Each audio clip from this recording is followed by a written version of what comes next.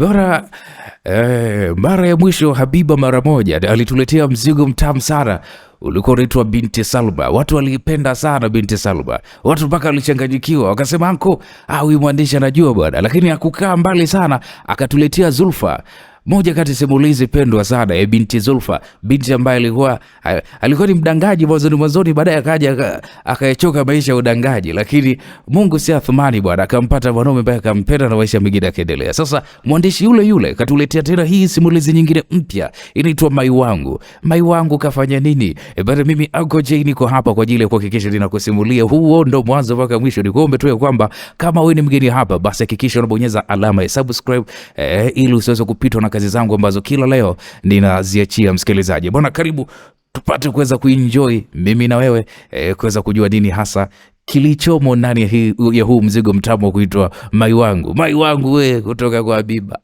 Mai Wangu, Mai Wangu. Bwana, karibu.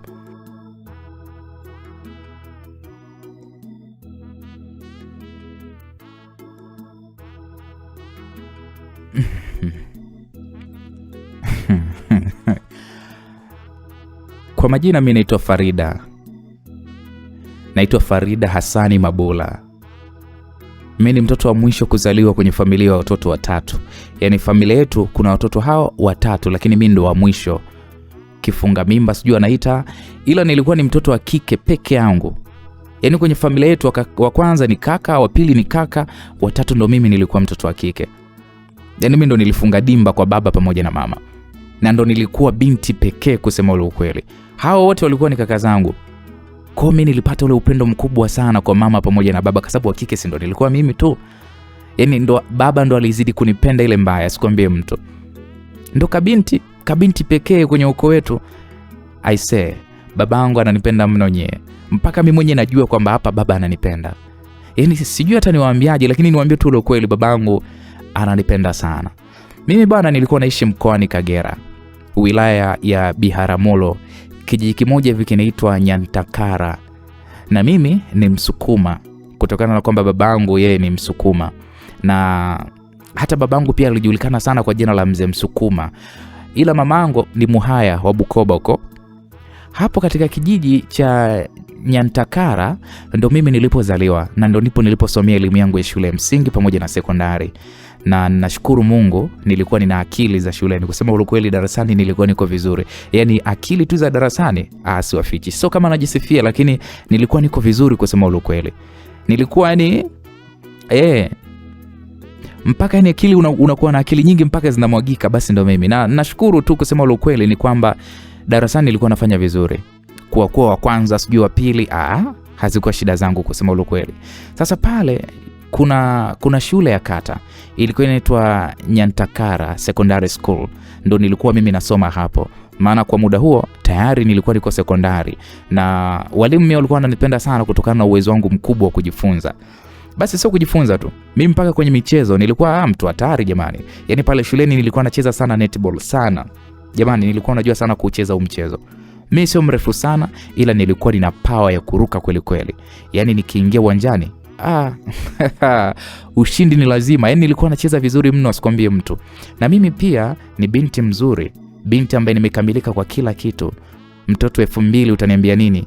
Sijisifii, ila ukweli ni kwamba Mungu alikuwa amenijalia uzuri. Yaani katika wazuri na mimi nipo, kanijalia shepu la kwenda. Yaani nilikuwa na shepu matata, nikipita shepu namba 8, yaani kila mtu ananiona anasema kweli huyu binti yumo. Lakini pia hata Mungu alikuwa amenijalia akili za darasani, na ninashukuru kwenye hilo kusema ukweli. Ila tu mimi nimetokea kwenye familia duni kusema ukweli, sio ile familia ambayo inajiweza, la hasha. Familia ya kawaida. Yaani nyumbani kulikuwa kuna mazingira magumu nyinyi. Maisha yalikuwa ni magumu mno. Yaani hata kusoma kwenyewe kwanza ilikuwa napata sana changamoto. Maana hata nyumbani hakuna umeme. Inabidi niwe narudi shuleni majira ya jioni. Kila siku narudi shuleni majira ya jioni kwa ajili ya kwenda kujisomea na wenzangu. Au labda naenda kusoma kwa rafiki yangu Yusta, wao ndo kulikuwa kuna umeme. Sasa imagine nyumbani kwetu hata umeme ulikuwa hamna, ndo utaelewa kwamba sisi tulikuwa tuna maisha magumu kiasi gani. Yaani hata form zangu mimi za shule, uniform zilikuwa zimechakaa, zimechoka. Japo najitahidi kuwa msafi kwa sababu si binti, ila ndio hivyo napambana. Na mama mimi alikuwa ananiambiaga kwamba nijitahidi sana kwenye kusoma. Mama alikuwa anaamini kwamba mimi ndo nitakuja nitaikomboa familia pale nyumbani.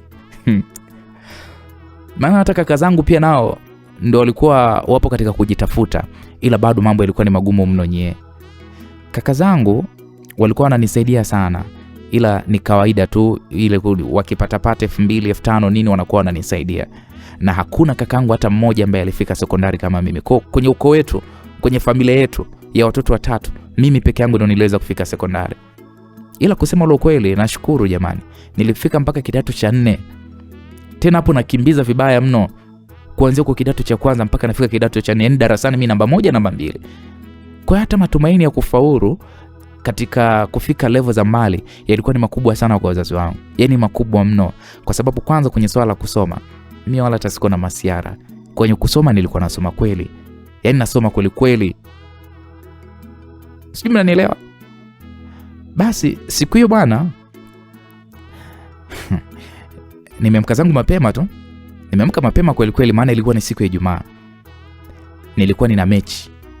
Yaani ilikuwa ni mechi ya netball ya form 4 na form 3 kama sijakosea. Na ninapopenda michezo sasa, nikaamka, niko na vibe langu mwenyewe nakwambia, nikajiandaa pale haraka haraka mimi huyo. Nikamwaga mama pale kwamba bwana mimi naelekea shuleni. Na mama akanitakia masomo mema. Kwa nikamwambia mama, nyinyi mbaki salama. Basi mimi huyo mpaka kwa shoga yangu Yusta. Maana huwa ni kawaida yangu, lazima mimi nikitoka nimpitie Yusta ndo tunaelekea shuleni pamoja. Maana yeye akinipitia mimi anakuwa kama vile anarudi nyuma. Kwa mimi inabidi nimpitie pale ndo tunanyosha tunaenda shuleni. Basi bibi mie bwana haraka haraka nikampitia shoga yangu Yusta. Nikamkuta Yusta tayari naye alikuwa ameshajiandaa. Alikuwa ananisubiri mimi na taratibu hapo tukaanza kuelekea shuleni. Sisi sasa tulikuwa tuna story jamani. Yaani kuna muda mpaka tulikuwa tunachelewa shuleni kwa sababu ya story njiani. Na tukikutana ni kama vile hatukuwa tumeonana labda mwaka mzima. Hizo story nakwambia ni story kwa njiani. Tutateta watu, tutazungumzia watu, usikwambie mtu. Yaani kila mtu atasimulia kwao. Mpaka tunafika shuleni na kuwa ni saa 2 na walimu wote tushawazoea. Maana Yusta mwenyewe si haba, anafanya vizuri darasani mno. Kwa walimu ni kama vile marafiki. Alafu ukiwa unafanya vizuri, walimu pia wanakuweka kama rafiki yao. Wanatusema lakini sisi tunajipitia zetu. Basi tukiwa tuko njiani mimi na Yusta akaniambia shoga yangu, bwana mimi nataka nikuchekeshe. Nikamwambia nipo hapa shoga yangu, yani nicheke. Tena nichekeshe haswa. Yaani nicheke kweli kweli. Yusta akasema, unajua nini?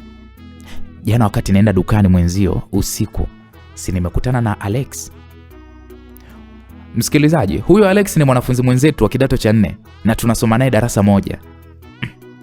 Mimi nikamwambia sasa wewe Yusta, huyo Alex anajipia gani?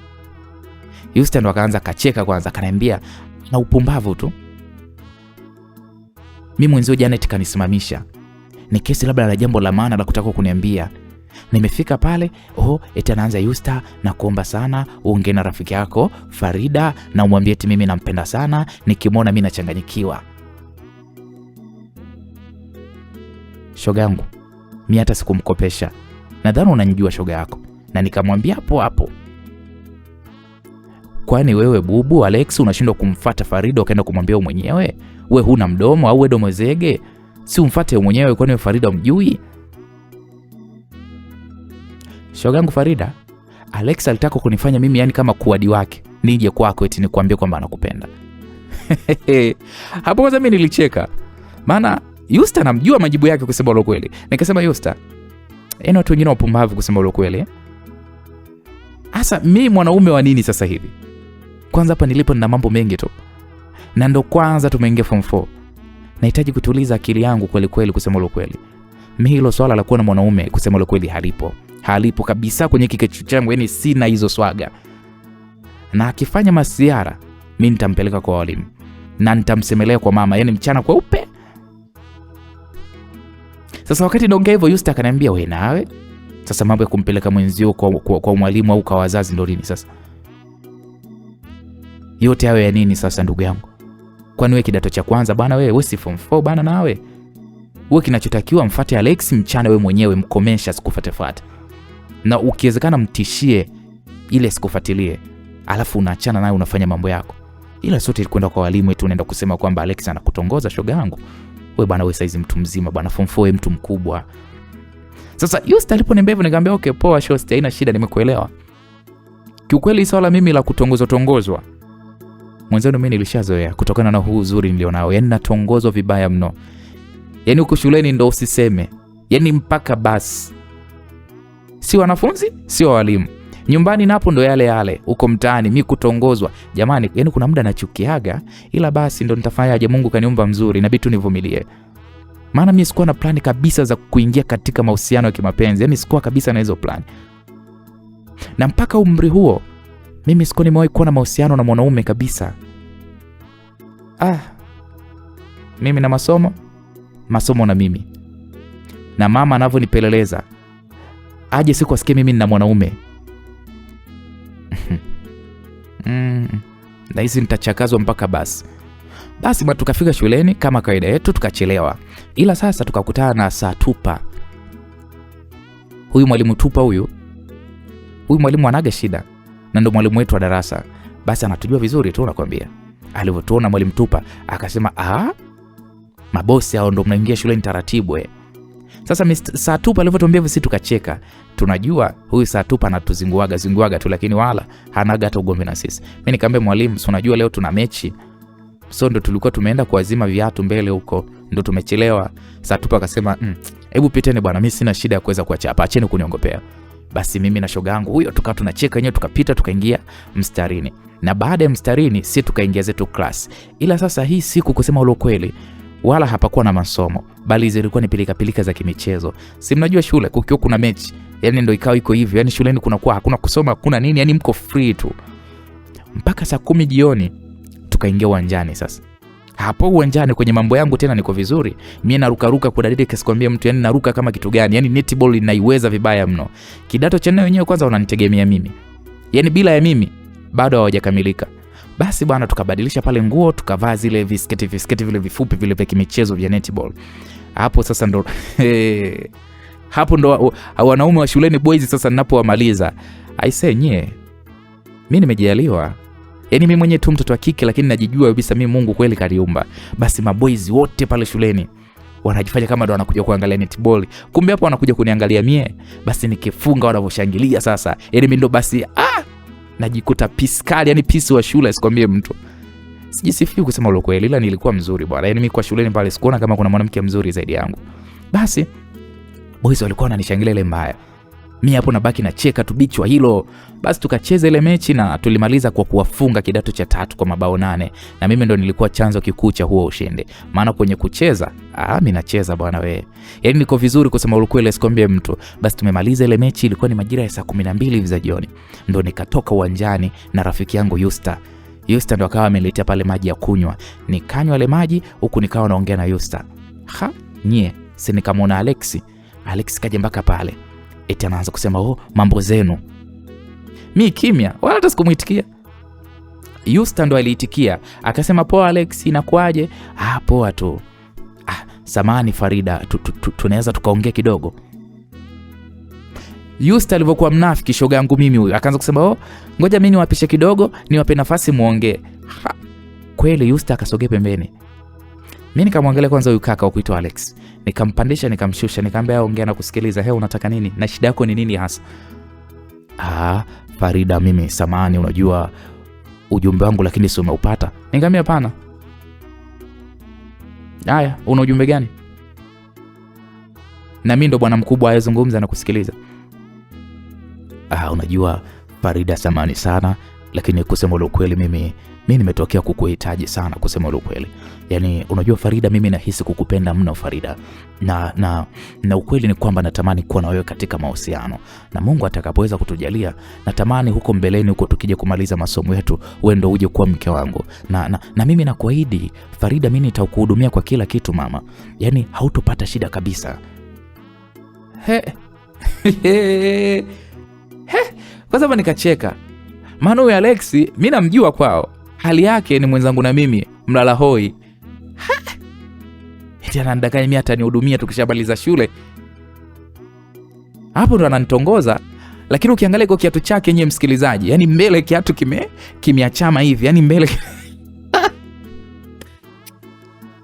Alafu ndo ananiambia kwamba mimi ndo atanihudumia. Ni huyu? mbona anataka kunichekesha mimi? Kwanza nikamwangalia, nikamwambia Alex, hivi unajua Alex, mimi nakuheshimu sana. Hebu naomba ukae mita 100 na mimi. Yaani kokote pale utakaponiona Alex, nakuomba ukae mita 100 na mimi. Kwa sababu kwanza sio tu kwamba sikutaki. Yaani sikuhitaji. Na ukiendelea kunisumbua, hii kesi yako itafika kwa saa tupa. Yaani mapema sana. Sidhani kama umenielewa ninachokiongea. Yaani wewe Alex unaweza kunihudumia mie? Wakati wewe mwenyewe tu hapo unalishwa kwenu. Mimi unanihudumia utaniweza. Sasa endelea. Namwambia mpaka baba, alafu utaona sasa. Hapo sasa Alex akabaki kimya. Nikamsonya kisha miujo, nikamfuata shoga yangu Yusta. Nikamwambia bwana tusepe zetu nyumbani bwana we. Achana na mpumbavu huyo. Yusta hapa akawa anacheka balaa nakwambia. Ananiambia wapi? Mwenzio kakuelewa, akaelewa mzigo huo. Basi tukasepa zetu, lakini mimi hapo ndo yani nilikuwa niko hoi kwa kicheko. Mimi nikaenda zangu chooni nakumbuka, nikabadili zile nguo za netball, nikatoa zile za michezo yani, na kisha nikavaa nguo zangu sare za shule sasa, na taratibu ndo tukaanza kuelekea nyumbani. Lakini hapo stories zilikuwa ni nyingi, mimi na shoga yangu Yusta, sikwambia mtu, yani njia nzima tunapiga story. Na Yusta aliniambia, "Ila unajua nini Frida? Wewe sasa hivi sio mtoto. Unajua ndo tunakuwa sasa. Hebu sikiliza. Ukiona mwanaume anakutaka na huyo mwanaume anaeleweka, mkubalie. Sio lazima mfanye mapenzi, mkubalie tu. Kuna wanaume ni waelewa. Kwa mtaanza mdogo mdogo, kesho yetu hatuijui Farida."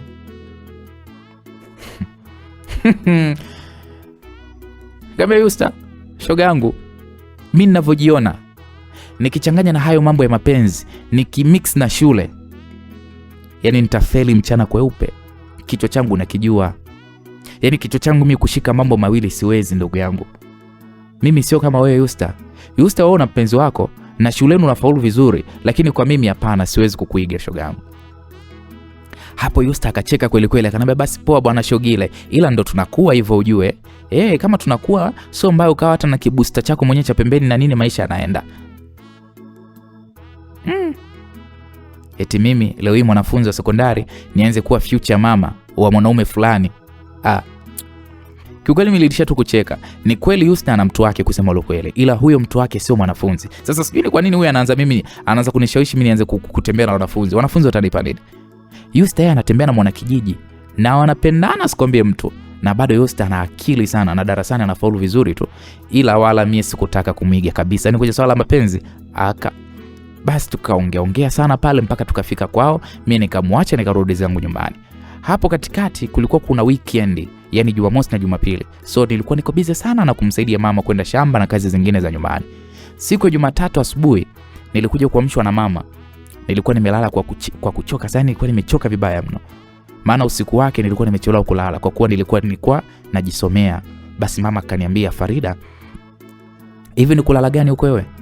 Hebu amka mjinga mmoja wewe. Unalala sana kwani wewe umekuwa bosi huko ndani?" Nikasema mama, nimechoka, jana nimelala saa 6 usiku. Mama akaniambia, "Unataka upigwe shuleni kwa sababu manake? Unataka kupigwa shuleni?" Sasa wakati mama ananiambia hivyo, mimi nikawaza, mwalimu mwenyewe yule mshikaji wangu ile saa tu hata pressure sina, hata kama nikichelewa yani kusema lo kweli mimi kwenye masuala ya kuchapwa ni muoga kweli kweli, ila simogopi saa tupa kwa sababu ni mshikaji wangu sana na huwa yani uaga atuchapi. Yani hata nimzingue kitu gani sijui nichelewa wala atanieleza tu yataisha. Kwanza ananipenda sana, ni vile tu mimi nafaulu sana darasani. Basi nikasema mama, basi niache kwanza nialale kidogo. Mama akaniambia, "Hebu inuka huko. Sasa hivi ni saa 1 hii. Unataka kulala ni hebu leo niko hebu amka bwana wewe." Sasa unajua zile purukushani za mama Basi nikamka kivivu pale ile siku, yani nilikuwa ni mvivu, nikakuta mama ameshanibandikia pale maji. Maana kulikuwa kuna baridi sana asubuhi huko mkoani. Nikachukua pale maji nikaenda zangu kuoga. Nilipotoka nikakuta mama alikuwa ananipigia pasi nguo zangu. Nguo zenye chakavu zimechoka, lakini ndio hivyo hivyo ananyoshia pale mamangu. Nikamwambia, "Mama jamani, utanunulia nini mimi sketi? Simona hii ishaanza kutoboka." Mama akaniambia, "Si baba yako kakushonea hapa. Palipotoboka juzi tu amekushonea. Sasa shida iko wapi? Nitakununulia sketi mpya mwezi ujao. Ngoja kwanza tuvune mazao. Ila kwa sasa wewe endelea kwanza na hii Farida." Nikasema sawa mama, hakuna shida. Na mimi mtoto ambaye sio mbishi kusema ukweli, japokuwa nadekezwa na wazazi wangu, lakini mimi sikuwa mbishi, nimuelewa sana. Kwa nilipoelezwa na kila kitu na mama nikamuelewa. na ninaelewa kwa sababu namjua mama yangu na baba yangu hali zao jinsi zilivyo. Basi nikaingia chumbani kwangu mwenyewe, nikajifuta pale maji, nikavuta pale chupa ya mafuta ya kula, nikaanza pale kukombeleza na kisha nikapaka. Na baada ya kupaka ndo mama sasa ananiletea nguo. Mama kaniangalia sana kusema ule kweli. Si nilikuwa nimevaa taiti tu. Mama akaniambia, wewe mbona juu hujavaa sidiria? Nikamwambia mama navaa. Akasema novae. Siuone hapo kifuani kwako? Wewe saizi ni binti. Sawa? Na kuona kabisa unataka tu kuvaa ile shati la shule hivi bila kuvaa sidiria kujistiri. Maana yake nikamwambia basi mama navaa. Nikavuta pale sidiria yangu mwenyewe ilikuwa ya mtumba nikavaa. Na kisha nikavaa pale singlendi, kisha nikavaa na shati la shule sasa pamoja na sketi na nikachomekea pale vizuri kama mwanafunzi. Mama kaniangalia sana na kisha akaniambia, Farida, unajitahidi sana kusoma. Usije ukashawishika na ujinga wote uko shuleni. Yaani hapo mwanaume akikushawishi ujinga, ujue kabisa anataka kukuharibia masomo yako. Sijui unanielewa wewe mtoto? Sasa mama aliponiambia mimi nikatabasamu. Yaani hapo mama sijui semaje. Kashaniangalia sana. Yaani alikuwa anaona kama mimi mwanae ndo nazidi kuwa mrembo. Yaani kadiri ninavyozidi kukua ndo nazidi kuwa mrembo. Chini huko ndo kunazidi kujengeka ni umbo ile namba 8. Mshepu sasa mtoto mdogo, mtoto akisukuma mimi mshepu hilo. Kwa mama naona kabisa alikuwa anahisi kwamba mimi nitaanza kufanya uhuni mapema. Ila mimi sikuwa muhuni kusema ule kweli. Na kusema ule kweli nilikuwa natongozwa sio kidogo, nilikuwa natongozwa sana. Na ninatongozwa mno na wanafunzi wenzangu, wana kijiji, mpaka walimu wenyewe pia wananitongoza. Ila nilikuwa tu na msimamo sana. Kipindi hicho nyimbo hii ya nani haijatoka hii. Basi nitongoze, unanitaka. Oh, unanipenda, basi nitongoze. Kipindi hicho ilikuwa bado. Basi mimi namwangalia mama, nikamtoa shaka, nikamwambia mama, mimi sinaga mchumba bwana. Mama akaniambia, we, yule Mangi yule nimeshamchamba lakini bado anakusumbua. Msikilizaji, huyo Mangi ni mkaka ambaye anauza duka hapo road hapo. Alikuwa ananitakaga vibaya mno. Kweli na mimi mwenyewe ndo nilimsimulia mama kwamba kuna mtu anaitwa Mangi ananitaka. Basi mama eti akaenda kumchamba yule Mangi na kuambia, yule Mangi akiniona hana na mimi. Chezi ya mama Farida wewe. Basi nikavuta pale mkoba wangu mwenyewe. Kwa sababu mimi hata begi mwenzenu mimi sikuwa nalo. Mkoba nilikuwa nabeba daftari, nikikwambia ni aibu. Nikamwaga pale mama kwamba nenda shuleni. Mama akanitakia pale masomo mema. Basi mimi nikampitia shoga yangu Yusta na taratibu tukaanza sasa kuelekea wapi? Shuleni. Kama kawaida yetu, njiani story kama zote. Na vile hatujaonana siku 2 za wiki. Zile siku za weekend za Jumamosi na Jumapili tulikuwa tujaonana, basi ndo story kama zote. Stories zilikuwa ni nyingi asikwambie mtu. Mimi na Yusta tuna story jamani. Yaani tukianza kupiga story utatusahau. Basi tunaendelea shuleni, mara bwana tumseme huyu, mara tumseme yule, mara tumemcheke mwalimu, mara tunamkandia mwalimu fulani. Yaani mimi wala story na wakati huu kumbukendo tunatoka majumani tunaenda wapi? Shuleni. Sijui tuseme tukimbie, sijui kuwahi shuleni, sijui kwa kwanza. Walimu wote washikaji zetu si tunafaulu. Kwa inakuwaga ni unyama tu. Hakuna kitu kizuri msikilizaji ukawa na akili shuleni. Unapewa kweli kipaumbele. Nikafika pale na wacheka kidogo, wanatuachia, basi maisha yanaendelea. Sasa nakumbuka hiyo siku tunaingia shuleni. Naona watu walikuwa wamepiga magoti. Alafu ni wengi kweli walikuwa wamepiga magoti. Nakuta pale kulikuwa kuna kiranja mkuu. Yaani kaka mkuu ndo kawapigisha magoti. Hasa kaka mkuu anaitwa Faidi. Mimi namweza. Hata yeye pia uaga ananitakaga sana mkaka. Ila mimi wala hata sijai kumkubaligi hata siku moja. Mnadhani mnanielewa misimamo yangu Basi nikamsogelea nikamwambia Faidi mambo. Akaniambia poa kama kawaida yako mama ukuchelewa Mimi hapo nikacheka nikamwambia Faidi bwana hebu niache basi mimi nipite na Yusta kesho tuchelewi. Akaniambia piga magoti tu leo. Kaja mwalimu mkuu mpya hapo. Na ndo kaniamlisha wanaochelewa wote wapige magoti. Kwa upige magoti hapo. Kuna mkuu mpya tena kaja. Yaani pale nishaanza kuona mbona kama jao sasa. Na hapa ni lazima tupigwe. Asa mwalimu hata hatumjui. Na huyo mwalimu hata hatujamzoea na ndo mpya. Haya tunajichekeshaje mbele yake. Na hizi habari za kuja mkuu mpya tulishaambiwa maana mkuu wetu wa zamani alistaafu kutokana na utu uzima. Ila mimi sikuzani kama ndio itakuwa ndo siku hii. Yaani ilikuwa ni vile kama na surprise. Basi mimi na Yusta tukasogea pale nyuma ya wanafunzi wote. Ndio tukapiga pa magoti huko, tukawa tunaendeleza pale umbea wetu mimi na Yusta. Hii siku tulichelewa sijui. Hii siku bana tuliochelewa sio sisi tu, tulikuwa ni wengi. Yaani kama wanafunzi almost tunaweza kufika hata 50 hivi. Sasa mimi nikaona kwa wingi huu, huyo mwalimu mpya hawezi kutupiga sisi. Kwa nikamwambia Yusta, huyo mwalimu hawezi kutupiga, wanafunzi tuliochelewa leo ni wengi. Yusta akasema alafu ni mpya, hawezi kutupiga, atatukanya tu. Sasa wakati tunaongea hayo, Yusta akaniambia oya, gari yake ndio ile nini? Mbona gari kari sana? Mimi ndo nikageuka na mimi nikaitazama hiyo gari na kisha nikasema itakuwa ni yeye, maana hapa hakuna mwalimu mwenye mavazi au mwalimu mwenye magari. Yaani hapa shule kwetu sisi tunapajua mwalimu mwenye mavazi mazuri, mwalimu mwenye gari zuri kama lile hakuna. Kwa tukaa tunacheka mimi na Yusta tunapiga umbea. Watu wengine sasa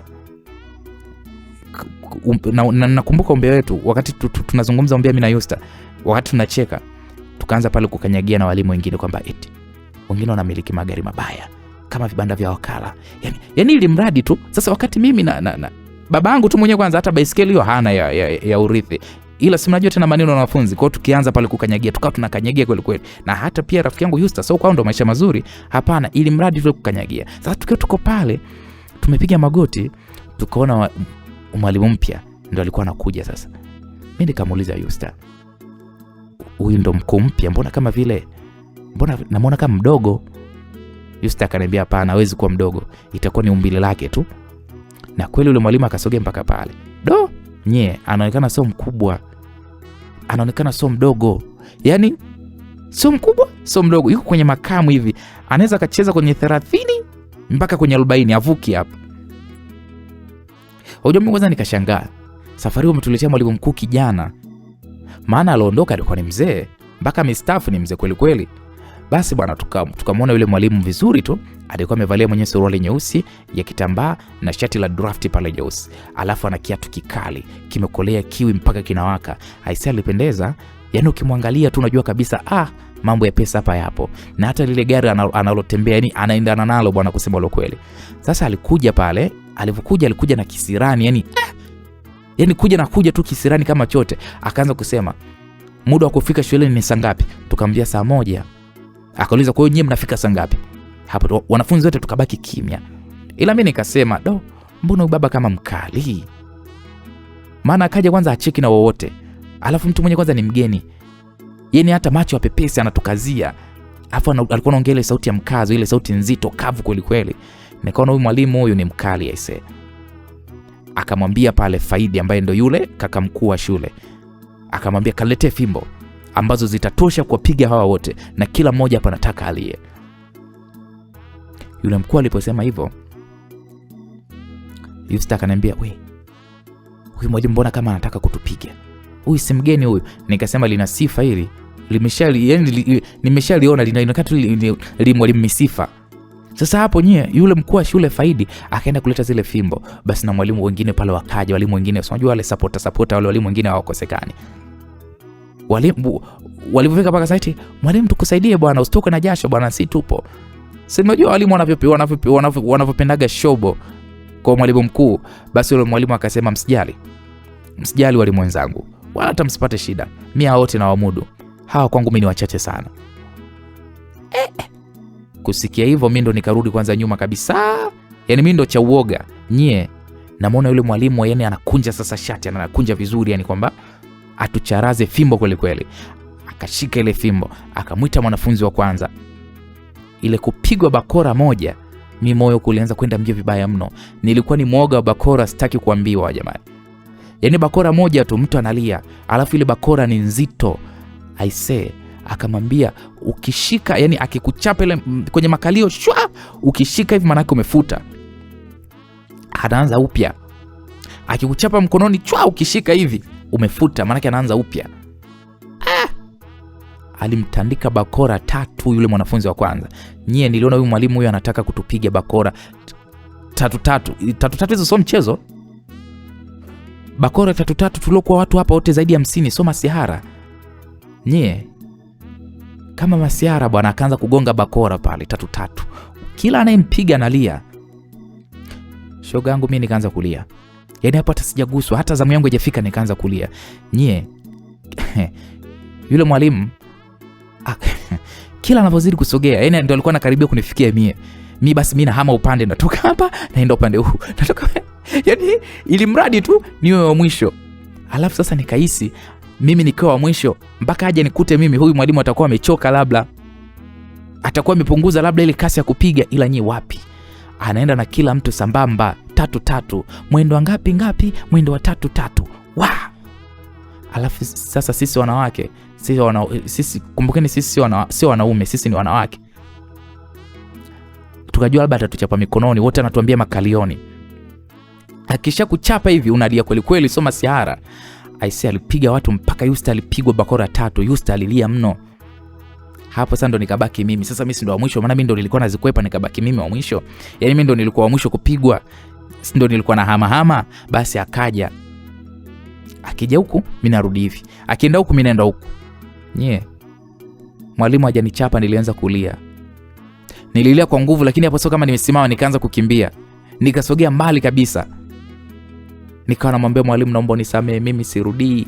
Akatoa pale leso yake, kisha akajifuta kwanza jasho. Jasho lilikuwa linamwagika. Akawaambia wale waliowachapa, nendeni mstarini, acheni baki na huyu mwoga sana. Na wapenda sana wanafunzi wa hivi. Basi wanafunzi wote waliochapwa wakaenda pale kujiunga na wanafunzi wengine mstarini. Kwao nikabaki mimi na yeye tu. Akaniambia nikufuate huko ulipo au wewe ndo unakuja wewe mwenyewe? Nikasema nakuja mwalimu, nakuja. Hapo nalia, yani kama vile ndo nishapigwa. Akaniambia njoo hapa. Nikamwambia mwalimu nakuja. Hiyo nakuja yenyewe sasa ndo nilikuwa nazidi kurudi nyuma. Yaani namwambia nakuja, huku nafanya narudi nyuma.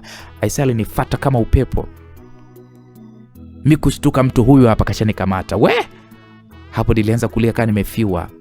Mwalimu hakutaka maelezo. Aliniwasha bakora hiyo moja tu. Nilikimbia, nilizunguka uwanja mzima. Nyiu baba anapiga nyie. Alafu ndo anipiga bakora 3. Yaani hii moja tu nilihisi kama kiuno changu hivi kimeteguka. Haya, hizo 2 hajamalizia. Akanisogelea tena, akanishika, akaniwasha ya pili. Nilihisi kama vile anataka kuniua. Hapo nilikimbia moja kwa moja nikaelekea nyumbani. Sikutaka masiara. Kwenye mbio tu niko sawa. Wewe bakora za huyu baba hapana. Anataka kuniua. Nikaona hapana. Hapa mimi narudi kwetu. Mbio. Basi sikuangalia nyuma. Break ya kwanza mimi ilikuwa ni nyumbani. Hapo chozi linanitoka vibaya mno. Ile nafika nyumbani namkuta mama yuko nje, alikuwa anaosha vyombo. Kwanza mama alivoniona narudi kwa kukimbia, hapo nalia. Mama hakushtuka. Kwanza ananijua mimi mwanae ni mwoga kupigwa. Na ni kawaida yangu. Yaani bakora mimi zikinizidia na kimbiliaga nyumbani, wala hata soma rangu ya kwanza. Mama akaniambia, vipi?" Nikasema, "Mama, kuna mwalimu kanipiga mpaka anataka kuniua." Mama akasema, "Kwa hiyo kama anataka kukuua?" Nikamwambia, "Mimi ndo nimekimbia. Mwalimu anapiga kwa nguvu mno." Mama akaniambia, "Farida, hebu naomba usinisumbue. Unajua usinisumbue. Yaani nakuomba sasa hivi urudi shuleni. Wakati nakuamsha ulikuwa unajivuta vuta wewe. Sasa mimi nataka urudi shuleni. Huyo mwalimu akakuue akakumalize. Hapa nilitoe maiti yako. Nije tu nikuzike. Hebu ondoka mpumbavu mmoja. Rudi shuleni." Nikamwambia, "Mama, mimi shuleni sirudi. Yule mwalimu ni mkali sana, ataniua, mimi siendi." Wakati nazungumza na mama, mara baba akatoka ndani. Akasema, "Mwalimu gani huyo?" Nikasema, "Mwalimu jipya baba, lijipya limekuja tu, lina misifa sana. Amenipiga bakora 2 mpaka kaniumiza. Ona baba, njoo uone." Hapo sasa nikawa navua shati eti baba aone kiuno nilipopigwa. Baba akasema, "Wala haina haja kukuona. Si amekupiga?" Nikasema, "Ndio." "Twende huko shule huko." Nikamuonesha kwamba mimi ndo msukuma sasa. Nikamwambia, "Yes." Hapo moyoni sasa nikasema, "Baba si ndo huyu bwana. Na babangu anavyonipenda, wewe hawezi kukubali mimi mwanae ninyanyasike na wakati yeye yupo." Wewe. Mzee wangu ananipenda sana. Yaani baba na mama, mimi nadeka sana kwa baba sana jamani. Basi baba pale mbele, mimi niko nyuma mpaka shuleni. Tumefika, watu walikuwa wameshaingia madarasani kabisa wanasoma. Basi baba akaingia mpaka ofisini kwa walimu. Nyie mwalimu tupa bwana, akasema mzee Msukuma. Kama kawaida naona binti yako kakusumbua bwana kama kawaida. Baba akasema, "Mwalimu gani kampige binti yangu mpaka anataka kumuua?" Hapo saa tupa akasema, sasa Satupa kabla, yani wakati anataka kumjibu baba akasema tu nataka nitajua mwalimu ambaye amempiga mwanangu. Sasa Satupa akasema bana, nenda ofisi ile kule ndio utamkuta huyo mwalimu ambaye amempiga mwanao. Basi mzee akanishika pale mkono mpaka kwenye ofisi ya mwalimu mkuu. Akagonga pale. Tukasikia sauti kavu kweli kweli ikisema Peter. Hapo mimi nilishalichukia ili mwalimu mkuu. Basi tu kwanza tukamkuta yule mwalimu alikuwa yuko busy sana na kompyuta yake. Alafu kwa pembeni alikuwa ameweka mkoba wangu wa madaftari. Sasa si niliutupa wakati nakimbia zile bakora. Nikajua tu nilivyokimbia yeye akauchukua nini huu mkoba wangu. Basi alivyoona kuna wageni akasema karibu mzee. Baba akasema kijana wangu, nimemleta binti yangu hapa. Amerudi analia huku anakimbia. Sasa sijaelewa shida ni nini. Hapo mwalimu akamwangalia mzee. Kisha akasema shida ni binti yako hataki kuadhibiwa kwa makosa yake. Amechelewa ila hataki kuchapwa. Babangu hapo akasema kumbe mimi sijajua, kumbe ni huyu mshenza amechelewa kuamka. Alafu anajifanya ni mwoga wa fimbo. Sasa hapo nikashangaa baba tena katibadilikia. Baba sasa alikuwa mkuja kunitetea huyu. Sasa mbona ananikandamiza tena? Nikaona kama mzee kashakuwa jao. Basi mwalimu pale akamwambia baba kwamba mzee wala hata usijali. Unajua watoto wanatofautiana sana. Kuna wanafunzi ni waoga sana, hasa wa mabinti wa kike. So hilo ni jambo tu la kawaida. Alafu nilishakuwa nataka kumsamehe. Nashangaa binti yako akawa amekimbia. Kwa hiyo nikamwacha nikajua atarudi tu, ila sikutegemea kama atasumbua mzee wangu. Pole sana kwa usumbufu alokupatia. Baba hapa akasema okay sawa basi msamehe tu. Na mimi kuanzia leo nitamuamsha kila siku mapema sana. Atakuwa hachelewi kabisa shuleni. Okay, sawa. Hakuna tatizo mzee wangu. Farida. Sasa hapo akawa ameniita jina langu. Hata sijui alikuwa amenijuaje huyu mwalimu kusema lo kweli. Nikamwitikia tu nikamwambia be mwalimu. Akaniambia chukua begi lako ili na uende darasani. Nikasema asante mwalimu. Nikachukua pale begi haraka nikakimbia darasani. Nikamwacha baba pale kabaki ofisini na huyu mwalimu. Sijajua alikuwa anaongea nini tena kusema ukweli uko nyuma. Basi mimi huyo nikaingia darasani. Wanafunzi wenzangu hapo wanakufa kucheka. Na ndo kaida yangu. Mimi nikipigwa nalia. Yaani shule nzima watasikia kwamba kweli leo Farida kapigwa. Yaani zikinizidia hizo fimbo anakimbia. Walimu wananijua. Basi nikaenda kukaa pale na shoga yangu Yusta akaniambia do, we dada we, ndo ukimbie vile we mdada noma. Nikamwambia we zinauma bwana we. Akaniambia mbona mimi nimevumilia, nimelia tu kidogo. Nikamwambia mimi nimekuja na baba. Baba kashaongea na mwalimu, kesi imeshaisha. Yusta akaniambia mdada mzuri, ila unavoogopa fimbo. Hivyo utazaa kweli wewe? Nikamwambia Yusta, kuzaa ni kuzaa na fimbo ni fimbo, vitu vile ambavyo haviingiliani kabisa. Yusta akaniambia ile shoga yangu, huyu mwalimu ni jao. Huyu mwalimu unajua ni mkali Kajitambulisha anaitwa mwalimu Mlige. Shoga, huyu mwalimu ni mkali. Hata wakati anaongea wanafunzi wote walikuwa wanatetemeka na kuambia huyu mwalimu ana sheria kama zote. Mpaka walimu wenyewe tu kwanza wanamuogopa. Shoga yangu tuwe makini, tu tunawahi sana. Sijui unanielewa shogile? Nikamwambia okay sawa, hakuna shida. Hapo nikaona nitakuwa na wahi. Kwanza bakora zake zinauma sana na sina uwezo kuzihimili. Ila babangu kaja afu kanywea, itakuwa kamuogopa. Yusta akacheka sana alipomsimulia kuhusu babangu. Yusta akasema ila babako mzee msukuma tena. Anavojua kuongea. Nikasema acha tu ndugu yangu. Basi hapo mimi nikatoa daftari zangu nikaanza pale kuandika huku napiga story na shoga yangu Yusta. Nikamwona Madam Rose. Kaja hapo Madam Rose ananiambia Farida, unahitajika kule na mkuu. Mimi nikauliza mkuu tena? Si nishamalizana naye. Mbona naanza kuogopa sasa hata shule yenyewe? Basi shoga yangu mie taratibu nikanyanyuka pale nikaanza kwenda huko ofisini kwa mkuu. Nikagonga, akaniambia Peter. Kwa hili nikaingia. Nilivyoingia kwanza aliniangalia kwa jicho kali sana huyu baba mpaka nikatetemeka. Yaani nusu nikimbie. Alafu baba alikuwa kashaondoka. Yaani yuko headmaster peke yake. Akaniambia unajiendekeza sana, sio manake. Kwa hiyo wewe ukipigwa kidogo unaenda kumuita babako, si ndio? Nikamwambia pana, nisamee mwalimu. Akaniambia nimesikia sana kwamba wewe ndio unajifanyaga unaogopa sana bakora. Sasa mimi nitakunyosha mshenzi wewe. Alafu ndo kaida yako ukishachapwa kidogo tu unakimbilia kwenu kumuita baba yako. Sasa nikisikia umefanya tena upumbavu kama huo, ndio utanieleza na utanielewa wewe kunguni. Nikasema ndio mwalimu, nimekuelewa. Aya, nakudai bakora zangu zilizobaki. Nikupiga au nikupe adhabu? Hasa mimi nikajembe, kumbe haijaisha. Nikamwambia mwalimu, nipe adhabu. Kwa bakora zile hapana ise. Akaniambia okay sawa, utadeki ofisi yangu na ofisi ya walimu kwa mwezi mzima. Mwezi mzima? Ila nikaona okay poa, nikaona fresh. Akaniambia saa 12 umeshafika shule na unafanya usafi ofisini kabla ya walimu hawajaweza kufika. Nadhani unaelewa. Nikasema ndio mwalimu. Akaniambia sawa, unaanza kesho usafi. Sasa kesho chelewa, alafu umlete babako na kupiga wewe na baba yako. Kwanza hapo nikanyamaza kimya. Nikaona hapa mkuu kweli tumempata.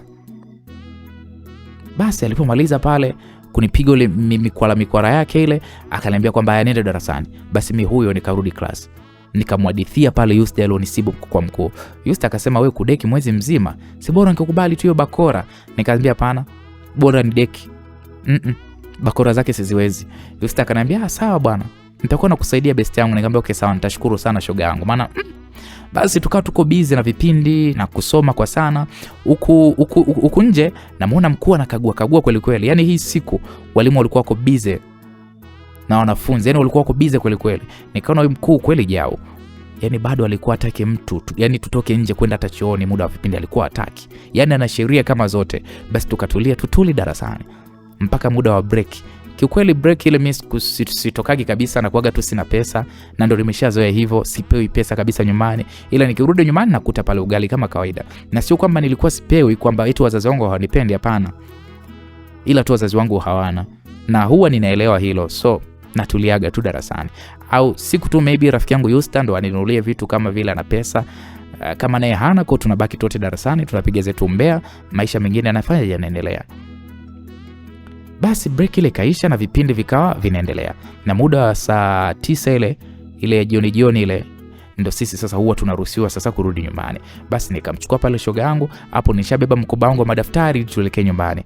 Basi tukaa tunataka tuondoke sasa. I say ile tunatoka tu class, nagongana macho kwa macho na mkuu mpya. Anafungua mlango wa gari yake. Na huyu mbaba ana macho makali jamani, akikutazama tu mpaka unaogopa. Yaani unahisi mpaka radi. Yaani nilijikuta tu nimegeuza pale sura haraka, afu moyo ulipiga pa. Unajua ile unatazamana na mtu ile tata, afu unakwepesha. Ndio mimi kilichonitokea. Nilikuwa nimemshika mkono Yusta, nikamwachia na kwambia. Yusta alipoangalia mbele, akawa kashajua nini ambacho mimi nimeshtuka. Akaniambia wewe tupite huku, basi tupite huku. Na kweli tukageuza pale njia, tukaenda kupita geti dogo badala ya geti kubwa.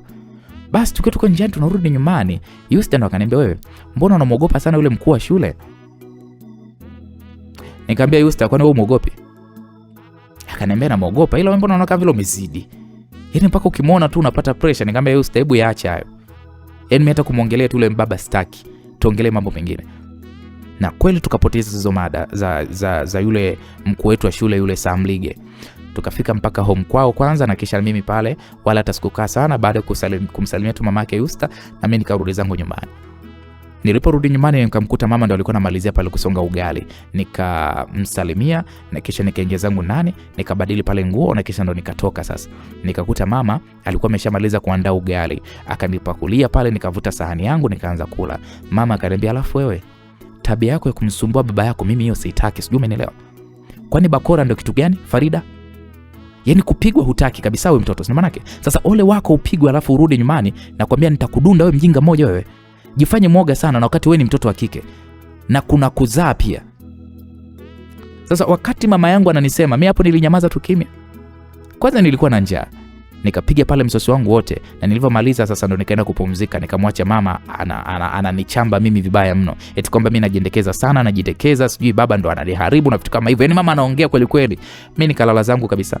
Nilikuja kushtuka usiku kabisa. Hapo baba alikuwa ananiita. Mimi nikaamka nikatoka nje. Nikakuta baba amekaa kwenye kiti chake kile cha mbao. Akaniambia, "Nimekuamsha saa 1 hii. Vipi haurudi shuleni kwenda kujisomea leo?" Nikamwambia, "Baba, leo mimi sina hata hamu ya kurudi shuleni. Lile mwalimu mimi silipendi." Ebu uwe makini. Yule nilivyomuona atakuwa Mkuria yule. Wakuria wana misimamo sana, na hasira yake alizonionyesha leo, hebu kesho wahi shuleni.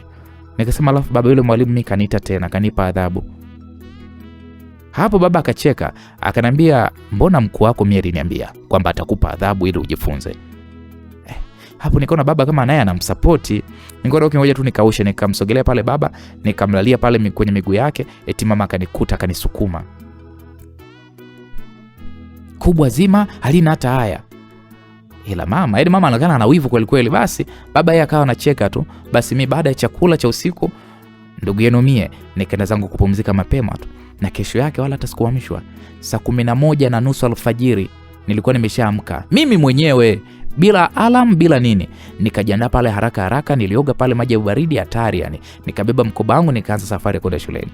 Hata Eustace kumpitia, we anicheleweshe, alafu mie nina adhabu, hapana kwa kweli. Basi mimi nikawahi saa 12 tu niko shuleni. Yaani nafika tu jamani, nakuta pale gari ya mkuu ipo tayari imeshafika. Mimi mpaka nikajiuliza, au huyu kalala hapa ofisini nini? Unajua nilijiuliza sana. Nikaenda kugonga kwenye ofisi yake, akaniruhusu, nikamsalimia. Anaitikia lakini hata aniangalie. Akaniambia sema shida yako. Nikamwambia mwalimu, nimekuja kufanya adhabu yangu. Akaniambia okay sawa, fanya hapo safi. Basi mimi nikaenda kufuata dekio pale, ile la kusimama na vifaa vyote. Mbona atoki sasa umo ofisini? Nikimtimulia vumbi, nikimwagia maji mie. Alafu wala sikumwambia anipishe kwa sababu yaoni kama mimi nataka ni deki. Mimi nikaanza kwanza kufagia, nikafagia ile vumbi. Yeye akanyanyuka akatoka nje mwenyewe. Basi nikafanya pale vizuri, nikasafisha pale meza, nikampangia vitu vyake vizuri kweli kweli, na kisha nikadeki kila kitu kikawa kiko safi. Ndo nikatoka nikaelekea kwenye ofisi hii ya walimu. Ofisi ya walimu sasa ni kubwa, ila nilideki na nikafagia mpaka nilichanganyikiwa je. Fanya masiala nini? Ila nikiwa naendelea kudeki, shogangu Yusta akawa kashafika, akavuta fagio lingine, akawa ananisaidia. So nguvu ikawa imeongezeka, maana tulikuwa wawili sasa. Tukafanya usafi kweli kweli mpaka tukamaliza, na ofisi ikawa safi kabisa. Hapo niko hoi. Mida ya saa 1 ndo tunamaliza usafi. Saa tupa mwalimu wetu wa darasa aliponiona akaniambia, rafiki yangu Farida, kweli umepatikana. Kuwa makini bwana, huyu mkuu sio masiara. Sawa? Si wenyewe tu walimu tunatetemeka. Kwanza elimu yake ni kubwa sana, hakuna cha kumdanganya, na amenyoka sana. Na ulivyo wewe muoga wewe, hebu cheza naye mbali, sawa? Nikasema sawa mwalimu. Basi nilipomaliza kila kitu nikaenda zangu mstarini kuhesabu namba jamani. Hii siku wanafunzi karibia shule nzima tuliwahi kuna deki mfanya masihara nini. Na baada ya shule kuhesabu namba, tukaenda kufanya usafi wa shule. Dakika 10 tu shule ishakuwa safi. Na tulipokuwa mstarini sasa, akaja pale mkuu kutoa matangazo. Yaani huyu baba wala hata hatishi sura yake. Sura yake yani anavyoongea kwa msisitizo. Sura yake yani ya upole, lakini jinsi anavyoongea kwa msisitizo mpaka unaogopa. Yaani unaona kabisa hapa mimi nikijichanganya tu nimekufa. Yule mkuu akasema, mimi naitwa Sam Lige. Nadhani jana nilishajitambulisha na baadhi yenu mlikuwepo. Sasa ninachokitaka kutoka kwenu, nataka kila mwanafunzi afate principles za shule na atambue hapa shuleni amefuata nini. Kwa ambaye atapindisha hata kidogo tu, mimi nitadili naye vizuri sana na wala hakuna shida kwenye hilo. Mnajua alipiga mikwara sana hapo. Na baada ya matangazo akaturuhusu tuingie darasani sasa. Baada ya kila kitu mimi nikaingia class na shoga yangu kwa ajili ya kuendelea na taratibu zetu za kila siku. Kama masihara, ile adhabu yake nilifanya wiki moja mpaka nimechoka. Kuna siku Yusta ananisaidia, kuna siku ananikimbia. Yaani nilikuwa na deki mpaka nasema hii ni nini sasa? Na hii kazi ilikuwa inanichokesha.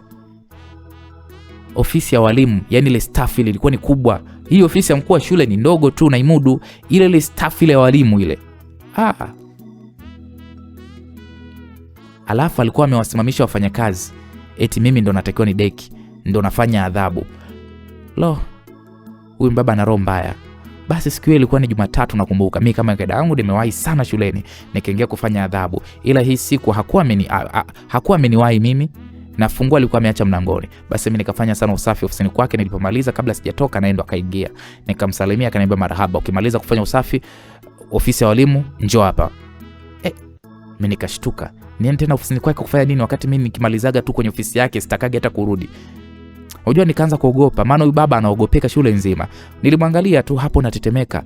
Basi baada ya kumaliza kusafisha ofisi ya walimu, nikarudi sasa ofisini kule kumsikiliza mwalimu Mlige, ambaye huyu ni mkuu wetu, kwamba anasemaje. Basi baada ya pale kuniruhusu mimi kuingia, nikamwambia ndio mwalimu, nimeitikia wito. Akasema okay, nataka kujua nyumbani unaishi na nani? Nikamwambia naishi na baba na mama. Okay sawa, kesho umwambie mama aje shuleni, nina mazungumzo naye. Nyie moyo wangu unajua ulifanya pa. Yaani unajua ukiwa kama mwanafunzi alafu wazazi wako wanaitwa shuleni, yaani ukiwa kama mwanafunzi unaanza kujiuliza nimekosea wapi? Nikamwambia mwalimu, mimi mbona adhabu naifanya vizuri? Kwani mimi nimeongea masuala ya adhabu hapa? Nimekwambia umuite mama yako aje na usimlete baba. Mlete mama yako aje hapa. Namtaka mama yako kesho hapa. Nikasema okay sawa mwalimu. Basi hapo nikatoka, lakini nilitoka nilikuwa nina wasiwasi msikilizaji, yani mpaka naogopa jamani. Yani moyo ulikuwa unanienda mbio vibaya mno. Alafu sikuelewa kwamba nimemkosea nini mwalimu mpaka nataka mimi nimlete mamangu hiyo kesho. Baadaye niko darasani. Mimi nikamwambia Yusta, mimi mwenzio, mbona mimi sina raha? Sina raha kabisa. Yani leo sijui nimemkosea nini mwalimu Mlige, mwalimu Mgile sijui. Yusta akaniambia, mimi huyo mwalimu sina hata mnaye. Huyo mbaba sina hata mnaye. Yani kanipiga bakora ya mgongo leo, nimechelewa kufika kwa dakika 2 tu. Sina hata mnaye. Kwanza mwalimu mwenyewe ana sifa, wewe sitamani hata kumsikia. Hapo na mimi nikakazia maneno, nikamwambia Yusta, lile mwalimu lina kiherehere. Lile mwalimu gani sijui, yani halina hata huruma. Nikasema sasa mimi nina kesi naye nakwambia. Lile mwalimu eti ananiambia kwamba nikamuite mama kesho. Mimi mpaka mwenzio naogopa. Nahisi kama vile kesi itakuwa kubwa, afu na mimi mamangu ndo vile, yani kama vile Yusta mwenzio mpaka mimi naogopa, wallahi tena nakwambia kweli mimi naogopa. Yusta akaniambia, huyu mwalimu mimi nitakaa naye mbali. Yani mimi nakwambia nitakaa naye mbali mita 100. Nikasema haya bwana. Ila mimi ndo nina kisanga, akaniambia tu nikamuite mamangu na hajaniambia hata nimezingua kitu gani. Yusta akaniambia na mama yako alipokuwa mkali vile. Shogangu kazi unayo. Nikasema acha tu. Basi muda kurudi shuleni ulipofika, njiani tuliongea mengi sana mimi na Yusta. Yote ni kumsema tu mwalimu yule, mwalimu mkuu yule. Yaani hapo msikilizaji, nilikuwa naogopa. Mimi mama yangu namjua, atamaindi sana, hapendi kesi hizi za shule, hapendi. Bora babangu anaga noma, hata kama nikifanya kesi akija yeye tunamaliza tu huko shuleni na kwa lifanya linaisha. Na kuna muda mwingine hata ananiteteaga pia. Na kama ndo nimezingua kesi kubwa, babangu hakuagi mbali na mimi. Ila kwa upande wa mama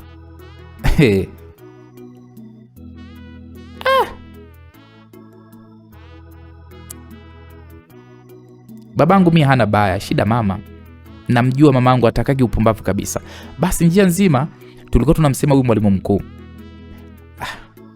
Yusta ndo alikuwa analalamika vibaya mno. Yaani analalamika kweli kweli. Basi bwana mimi nimefika zangu home, nikamkuta pale mama kapumzika chumani kwake. Na alikuwa ameshaendelea chakula. Nikaingia ndani pale nikabadili nguo na kisha nikatoka sasa.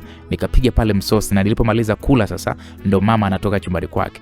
Nikamsalimia, mama akanitikia. Mimi nikakausha tu kwanza. Maana mimi mwenyewe namjua mama. Na bado sijajua nina kesi gani na saa yule Mlige yule mkuu wa shule. Mpaka nataka mama aende. Ila sasa nilipoona mama katulia ndo nikamsogelea, nikamwambia mama, mimi namshangaa huyu mkuu wa shule huyu mpya huyu, eti anasema eti kesho wewe uende wakati mimi sijafanya kitu chochote shuleni mama. Sasa hapo nilikuwa natengeneza mazingira ya kujitetea, ila mama alinikata jicho moja kali, akaniambia mpumbavu.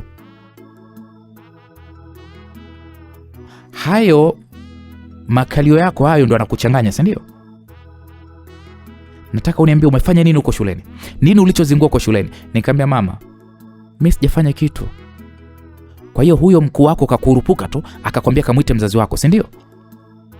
Hivi kweli Farida? Nikasema kweli mama, mimi sijakosea. Okay sawa, naenda hiyo kesho.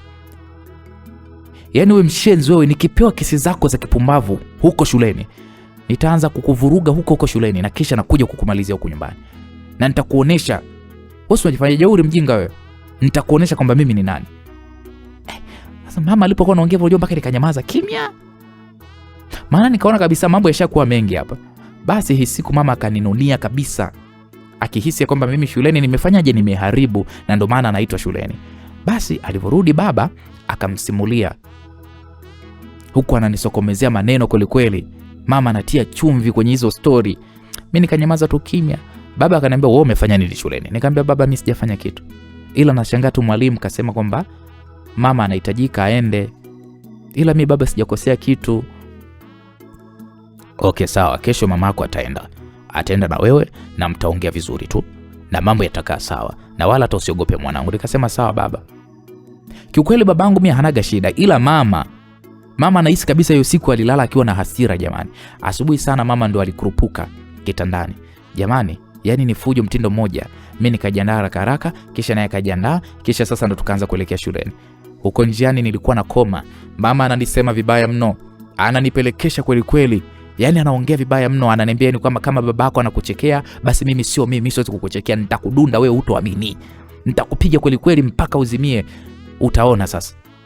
Na nitakuonesha. Yani leo nitakudunda hutoamini na kuambia wewe Farida. Sasa mimi mpaka nikawa naogopa. Yaani naona kasa nilishajua huko shuleni niko kitawaka leo. Mama huaga hanitetei katika upumbavu kabisa.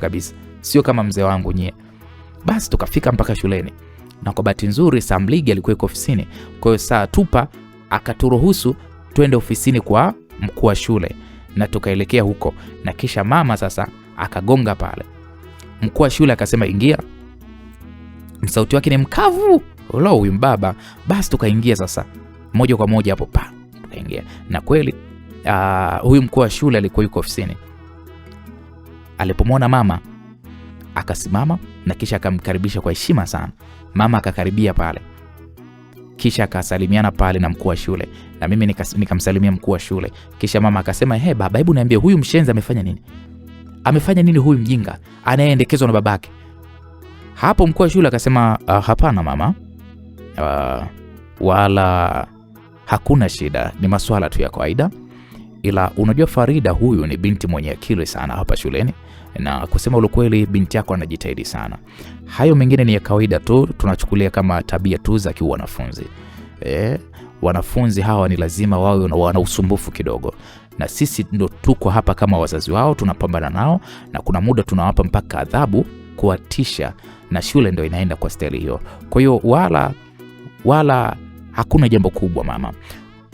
Sisi hawa wanafunzi tumeshawazoea na sisi ndo wazazi wao, tunawalea hapa shuleni. Ila kiukweli mama, mimi ni mwalimu, lakini pia mimi ni mzazi. Farida unamlea wewe akiwa yuko nyumbani, na akiwa shuleni basi tunamlea sisi walimu. Ndio, ni kweli mwalimu. Sasa mama, mimi naumia sana nikimwona Farida katika hizi sare zake za shule. Nafikiri hata yeye pia atakuwa anaumia akiwaona wenzao wanavaa sare nzuri, ila yeye za kwake mpaka kuna baadhi ya sehemu kashona. Na wakati huyu ni binti anayefanya vizuri sana darasani. So mama, mimi naelewa. Na huenda wewe na baba mna changamoto za kipesa na ndio maana mmeshindwa kufiksi hili kwa sasa. Ila mimi nataka nimsaidie Farida ili tumweke katika mazingira mazuri zaidi ya kusoma.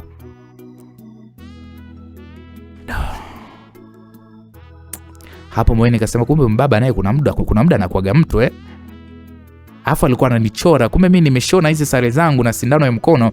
Mshenzi kumbe alikuwa ananiangalia vizuri tu. Mama akasema, jamani baba, nikushukuruje we baba jamani. Umezaliwa na mama mzuri sana. Mungu akubariki sana. Anashukuru sana baba. Mkuu wa shule akasema, usijali mama. Sasa kwa hili swala niliona siwezi kumweleza baba. Hapana, ila wala hata usijali, nataka Farida awe katika mazingira mazuri tu na kisha aweze kupata elimu yake vizuri bila matatizo. Hapo huyu mkuu wa shule akavuta pale draw ya meza. Akatoa pale pesa. Nakumbuka aliyehesabu pale ilikuwa ni 200,000, akampa mama. Mama hakuamini kupewa ile pesa 200,000. Hakuamini. Samlige akasema, mama, mimi nataka Farida apate uniform nzuri, apate vitu vyake vingine vyote vya shule, apate begi, apate viatu. Ile hata kama ikitokea kifeli nimpige vizuri, asiwe na kisingizio chochote cha kuniambia. Hapo mkuu wa shule akanikata mjicho huo. Mimi mpaka nikainama hivi chini kwa aibu. Mama akasema, baba, huyu mtoto akifeli mvunje kabisa, sio kumpiga mvunje. We mwalimu na moyo sana. We mwalimu na roho nzuri sana. Yaani wewe ni Mungu akupe sana.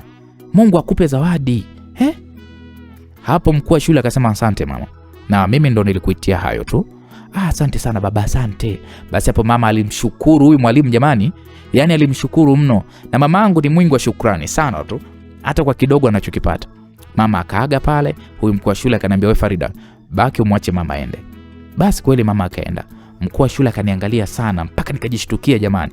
Akaniambia nimekusamea ile adhabu ya kudeki, ila ukichelewa tena nitakuvunja. Alafu kuanzia leo pesa ya kutumia muda wa saa 4 unakuja kuchukua kwangu kila asubuhi mapema tu. Nadhani umeelewa. Nikasema sawa mwalimu, asante, nashukuru kwa wema wako. Akaniambia okay sawa, nenda darasani. Basi mimi hapo huyo taratibu nikaingia darasani. Nikamwona huyu mbaba kumbe ni mwema huenda ni mkarimu. Sawa ni mkali, lakini ana roho nzuri. Basi bana, mnavyonijua siwezi kuvumilia kitu. Nikamsimulia shoga yangu Yusta ya kwamba mwalimu kanisaidia, nimepata uniform za shule, nimepata begi na viatu na pesa matumizi kila siku nienda kuchukua. Yusta akaniambia sio wewe tu, kuna wengine nimesikia kawanunulie viatu na wengine kawanunulie mashati, na hata yule Jamal mwanafunzi yule mlemavu wa kidato cha pili nasikia pia kasaidiwa. Headmaster Mlige ndo kamnunulia kile kiti anachokitembelea kile. Ila mimi kanipiga jana, yani mimi kanitibua wewe yule. Na aliona kaa bwege tu hata kali inatoa misaada. Yusta aliposema mimi nilicheka sana. Nikamwambia okay basi Yusta, usimuite bwana bwege bwana, asije akapita hapa yakao mengine. Akasema unataka niue? Acha nikome mimi nyamaze kimya. Nilicheka kwa sauti hapo. Na mchana nilivyorudi home nilifikia kwa fundi. Mama ana kiherehere, nilienda nikapima uniform, maana mama alikuwa ameshaninunulia vitambaa na kila kitu.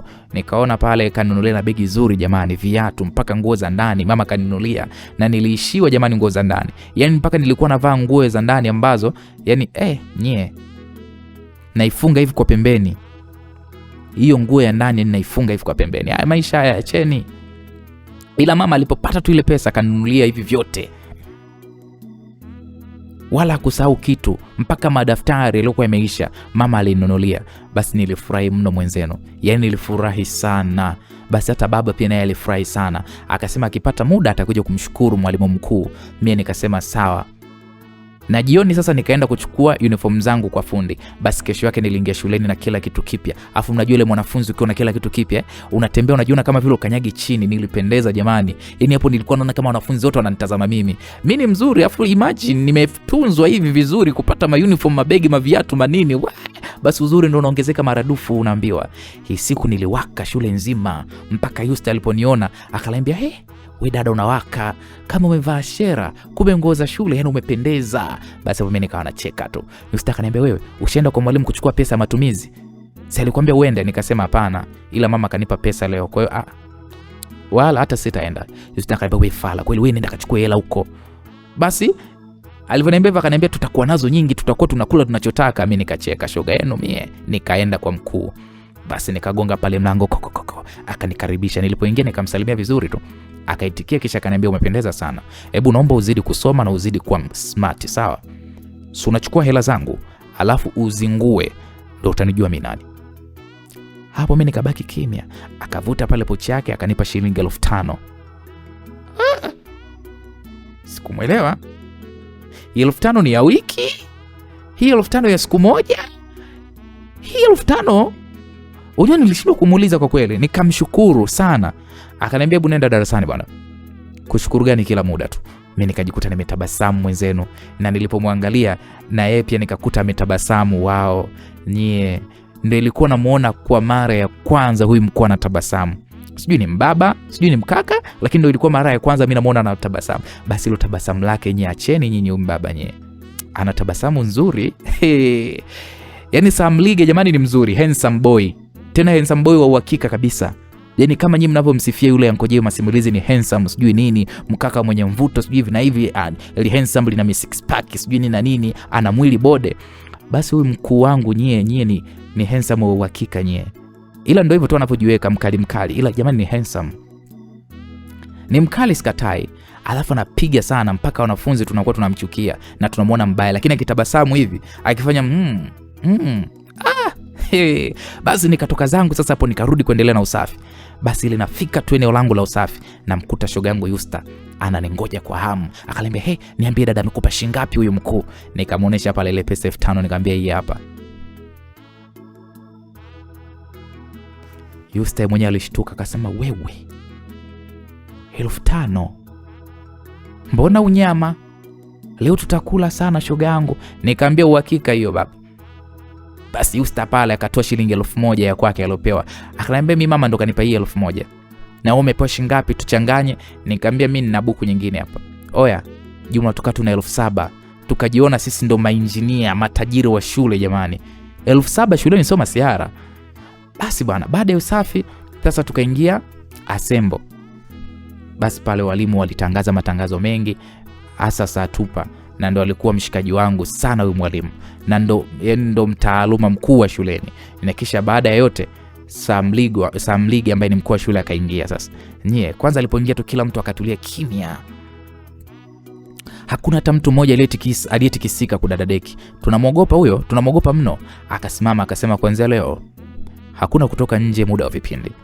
Yaani nikiona nje mtu yote muda wa vipindi vinaendelea darasani, tutaonana wabaya.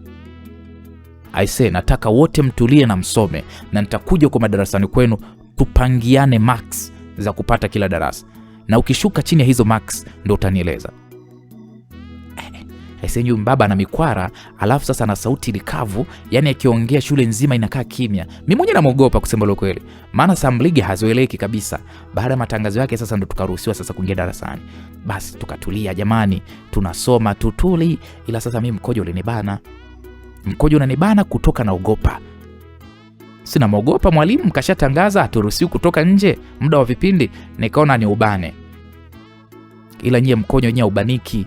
Mpaka nikawa nahangaika. Yusta akaniuliza wewe vipi mbona unahangaika? Nikamwambia Yusta mimi hapa niliko hapa mimi hali mbaya, mkojo umenishika hapa.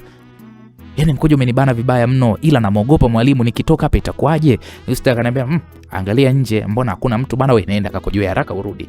Jamani, mimi nilishindwa kuubana kwa kweli, nikatoka pale kwa kuibia darasani. Na kweli pale nje wala hapakuepo na Samlige huyu mkuu wa shule alikuwa ofisini kwake. Basi nikakimbia chooni, nikakojoa kule vizuri, kojo lilikuwa jingi. Yaani ningeenda kulibana ningejikojolea. Aise, ile natoka tu kwa mbele namuona mkuu wa shule huyu hapa. Haraka nikarudi nilikotoka chooni. Lakini kumbe nilikuwa nimeshachelewa, alishaniona. Na aliita mpaka jina, "We Farida." Nyie Mungu wangu. Sikuwa na jinsi, nikatoka pale. Akaniambia, "Njoo hapa, njoo." Yaani ushafanya kosa alafu unakimbia. Unataka ukajificha chooni mshenzi wewe. Ananiita hapo, kashika bakora 4 mkononi mwake. 2 mkono huu, 2 mkono huu. Nyie nilikuwa naogopa. Si mnanijua mimi ndugu yenu nilivyomoga. Basi nikasogea mpaka alipokuwa amesimama. Ila nikasimama naye mbali kidogo. Nikaanza pale kumwambia mwalimu nisamee. Ni mkojo tu ulinibana sana. Samliga akaniuliza, "Wewe una fistura? Uwezi kubana mkojo wako?" Si nimetoka kusema pale asembo muda so mrefu. Kwa nini mlipotoka pale asembo hukuelekea chooni? Na nilishatangaza hakuna kutoka muda wa vipindi mpaka vipindi viishe. Kwa hiyo wewe ni mkaide. Sogea hapa. Ananiambia sogea hapa, mimi nikawa narudi nyuma. Akanifuata. Yeye anapokufuata kama mshale akanikamata mikono. Kwanza akanikamata mkono mmoja. Akaushika. Alafu mmoja akanipiga bakora 2 za haraka zile papa. Aise zinauma, nilisi kama vile kanichana mikono. Nikawa nalia kwa nguvu, "Mwalimu nisamee, sirudi tena mwalimu." Alipolizika yeye kunichapa ile, ndo akaniacha sasa. Akaniambia, "Haraka sana, kimbia darasani. Mende mmoja wewe." Basi mimi huyu haraka nikarudi darasani na alia kweli. Basi Yusta ndo akaninyamazisha pale, maana aliona kwamba nimebondwa. Yeye mwalimu hana mazoea, hanaga ile kujuana. Alinikwaza nyinyi. Basi muda wa break ulipofika sasa, mimi na shoga yangu Yusta tukaenda zetu kefu kula. Hatuli tena hivi sijui tunaenda kefu kwanza. Na hii siku tulegiza chips na soda. Pesa tunayo. Basi tukabombonjoana pale vizuri tu ile 7000 kupoza ile maumivu ya bakora za asubuhi. Na tulirudi darasani. Vitumbo vimejaa na sina hata 10 iliyobaki. Basi tukarudi pale tumeshiba kinoma noma. Shule ikaendelea mpaka muda mchana wa kuweza kuruhusiwa. Ila sasa nilichukia. Kwa nini mkumi anipige kwa kisa tu kidogo kunitandika mimi? Basi tukaa tunarudi nyumbani. Yusta akaniambia, "Shoga, hata kama akakupiga ila pesa lazima uende ukachukue." Nikasema mjinga nini? Yaani anipe 1500 kwa siku moja. Itakuwa kaniunganishia hii wiki nzima. Kwa hiyo siwezi tena kesho kwenda kuichukua tena hela. Hapo ila ndo tushaimaliza shogangu, tunarudi kuganga njaa. Yusta akaniambia ila inawezekana. Hii 5000 hii sio siku moja, hii tumeila yote. Kwa hapa kesho. Basi tukapiga pale story mpaka yeye akafika kwao na mimi nikarudi kwetu. Basi baada ya kula mimi nilivaa nguo zangu za nyumbani na nilienda kwa kina Yusta kusoma, maana kwao wana umeme. Sio kama kwetu hata. Na usiku sana kama kwenye saa 4 baada ya kumaliza masomo, babake na Yusta ndo alinirudisha nyumbani. Nikapiga msoso usiku lakini bado nilihitaji kusoma. Nikiwa natumia kibatari kusomea pale pale, wala hata sikuwa na shida kusema lo kweli, na nilisoma mpaka majira ya saa 6 ndo nikahisi usingizi, nikapumzika zangu kwa ajili ya kulala. Kesho yake asubuhi sana nilikurupuka. Yaani siku hizi sichelewi shuleni, sichelewi kabisa na siamshwi, damka mimi mwenyewe, naogopa kudundwa nyie. Maana siku hizi hata walimu wetu pia wenyewe wamechachuka vibaya mno. Shule ipo straight sana. Sijui ndo wanatafuta vyeo mbele ya mkuu wao, mimi hata sijui. Ila tu misipendi kusema ukweli. Kwa nilipomaliza kujiandaa nikampitia Yusta tukaelekea zetu shuleni. Ila hii siku sikwenda tena kwa Samlige kufuata pesa ya chakula kwa sababu nilijua 1500 alonipa jana ndio wiki nzima. Maana nilihisi ile 1500 nyewe nilopewa nyewe eti sio siku moja nyewe. Alafu japokuwa mimi niliikata kwa siku moja tu. Lakini sio mimi, shogangu Yusta ndo aliniponza. Si mnajua tena maskini akipata basi. Muda wa darasani ulipofika nikaingia class tukaendelea pale na masomo. Hata sasa tuko busy na kipindi cha Madam Zahara. Sinamwona mkuu kaja. Akamsalimia pale Madam Zahara. Madam Zahara akajichekesha. Akajichekesha pale nakwambia hizo karibu kama zote. Ila nikaamini kwamba kuna walimu wana shobo. Kwa sababu huyu mwalimu Zahara yani alikuwa anaonyesha kabisa ana shobo kwa mkuu. Basi yule mkuu wa shule akasema namtaka binti yangu mmoja anaitwa Farida. Mungu wangu, huyu baba mimi nina kazi naye mbona? Madam Zahara akasema Farida, njoo msikilize mwalimu. Nikasema sawa. Basi nikanyanyuka pale, kisha mkuu akanionyesha amri ya kwamba nimfuate. Na kweli nilimfuata mpaka ofisini kwake. Tulipofika tu akaniuliza mbona leo sijakuona? Au mama amekupatia pesa? Au umechukia kwa sababu jana nilikuchapa? Nikamwambia hapana mwalimu, ila hela mimi ninayo. Hilo lonipa jana mimi sijaimaliza na haijaisha. Basi hata mkuu wa shule aliongea, alivuta pochi yake akanipa shilingi 1500. Akaniambia haijalishi una pesa ama hauna. Imeisha ama haijaisha. Wewe unakuja kila siku. Sawa wewe mtoto wa baba? Nikasema ndio mwalimu, asante. Akaniambia sawa, yawahi darasani haraka sana. Basi mimi hapo huyo nikakimbia nikaingia darasani kuendelea na masomo. Basi kipindi cha Madam Zahara kilivyoisha tu, rafiki yangu Yusta akaniuliza, "Wewe vipi? Yule Mr. Kisirani anasemaje kule ulivyoenda ofisini kwake?" Yusta aliponiuliza mimi nikamuonesha ile hela. Yusta alifurahi, akasema, "Wow, na leo tunakula chips. Alafu leo sijapewa hata 100 nyumbani. Shogangu huyu baba huyu anatufaa, ujue anatufaa sana." Unajua mimi nikala cheka tu, na kweli muda wa break ulipofika, mbona tuliwala sie? Tulipiga chipsi, tulipiga juisi za maana. Yaani kibosi kabisa, wala hatuna hata pressure. Tukanunua pale na ubuyu, karanga, vitu. Kaingia navyo darasani kwa ajili ya kuendelea na vipindi. Yaani kuanzia hapo ndugu yenu mie shuleni nilikuwa boss lady. Kila siku naenda kuchukua shilingi 1500 kwa Samlige kama nimeweka vile. Na kama siku sijaenda, jamani, ananitumia mtu anifuate. Yaani ni lazima nikaichukue, nitake nistake. Ila sasa kinikuta kwenye kosa, ananidunda jamani kama anijui. Nyu baba anapiga. Mpaka nikawa nahisi au ndo labda hasira zake za pesa zake na kula hela zake ndo anakuja kuzimalizia kwangu. Nikinuna kutokwenda anakuja kunifuata. Anauliza au umenuna kisa nilikupiga. Basi mimi najichekesha tu eti hakuna mwalimu. Ila ananibonda, yaani hanaga kujuana kwenye kupigana. Ananitandika vizuri tu. Na si ananijua mimi muoga. Kwa hiyo kunipiga kwake ananishika kwanza ndo ananicharaza vizuri. Yaani hapo sichomoki. Ananichapa mpaka namaliza ndo ananiachia. Hapo natoka nalia walai tena kwa sauti kama kawaida yangu. Kulia kwa sauti ndogo siwezi. Na shuleni mimi naweza nikasema sio mimi tu, shule nzima ilinyoka. Yaani mpaka walimu walikuwa wanapiga sana kazi. Yaani shule ilikuwa iko straight sana, sio kama mwanzo. Na tulikuwa tunasoma vibaya mno. Tukawa tunajitahidi sana. Maana huyu baba nyewe ukifeli, kazi unayo. Yaani shule nzima yeye kwanza anaimudu. Na hashindwi kupiga wanafunzi sijui 200, sijui ashindwi. Na wote mnalia. Hakuna mwanamke, hakuna mwanaume. Bakura zake nyewe hazivumiliki. Wote tunamjua sana tu. Yaani huyu baba hapana kwa kweli. Basi siku hiyo sasa ilikuwa ni muda wa mchana kama sikosei. Nipo zangu kipindi. Na darasani kulikuwa kuna kipindi kinaendelea. Akaja saa tupa. akaniita, mimi nikatoka nje kwenda kumsikiliza. Satupa akaniuliza, wewe umemfanya nini tena mkuu? Nikasema hapana, mimi mbona sijafanya kitu. Akaniambia anakuita, alafu kila asubuhi unakujaga ofisini kwake, wewe unaendaga kufanyaga nini? Mimi hapo nikacheka nikamwambia, bwana Satupa, mbea wewe. Lo, huyu sasa mimi ni mshikaji wangu, kwa tunataniana kabisa. Kwa nikawa namtania. Akaniambia umbea muhimu bwana, hebu niambie wewe unaendaga kufanyaga nini kule kwa mkuu? Nikamwambia ananipaga pesa kutumia kila siku. Satupa akasema ila mkuu wa shule ana roho nzuri sana, anawapa wengi. Nikamwambia na wewe ndio utupatie sasa. Akasa koma wewe mtoto. Hasa mimi kihela changu nyenye kidogo nikigawe tena na kwako inahusu. Yule mshahara wake mkubwa na uenda na mambo mengine pia anayafanya. Si unaona mtu ana gari kali. Mimi hata baiskeli hiyo sina. Mkopo wenyewe hapa sijapata. Hebu nikome mimi mtoto wewe. Unataka kunifananisha mimi unataka kunifananisha mimi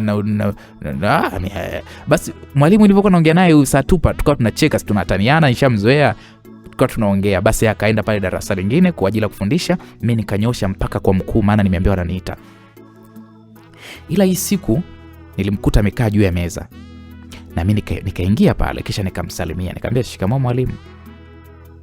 Akaniitikia, akaniambia sogea hapa, nataka tuongee kitu.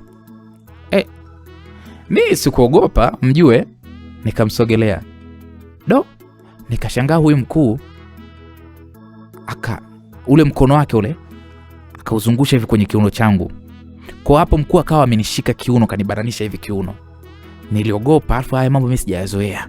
Niliona sio kawaida yangu, kwa nilijikuta mpaka naanza kutetemeka mwili. Sikuelewa ule mkono ule ni ufanyaje, ni utoe nifanye, sikuelewa. Mkuu shule akanambia, kukushika tu hivi ndo unatetemeka Farida? Hebu niambie una miaka mingapi kwanza? Nikamwambia na miaka 16. Hapo natetemeka, maana ile kunishika kiuno changu nilihisi kabisa hakuna usalama hapa. Basi akaniangalia sana, kisha akatabasamu. Akaniambia wewe ni mwoga sana kumbe. Nilisahau. Haya.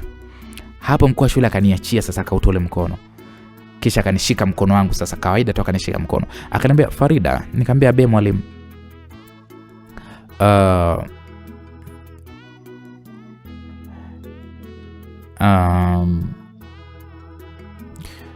Wewe umeshavunja ungo.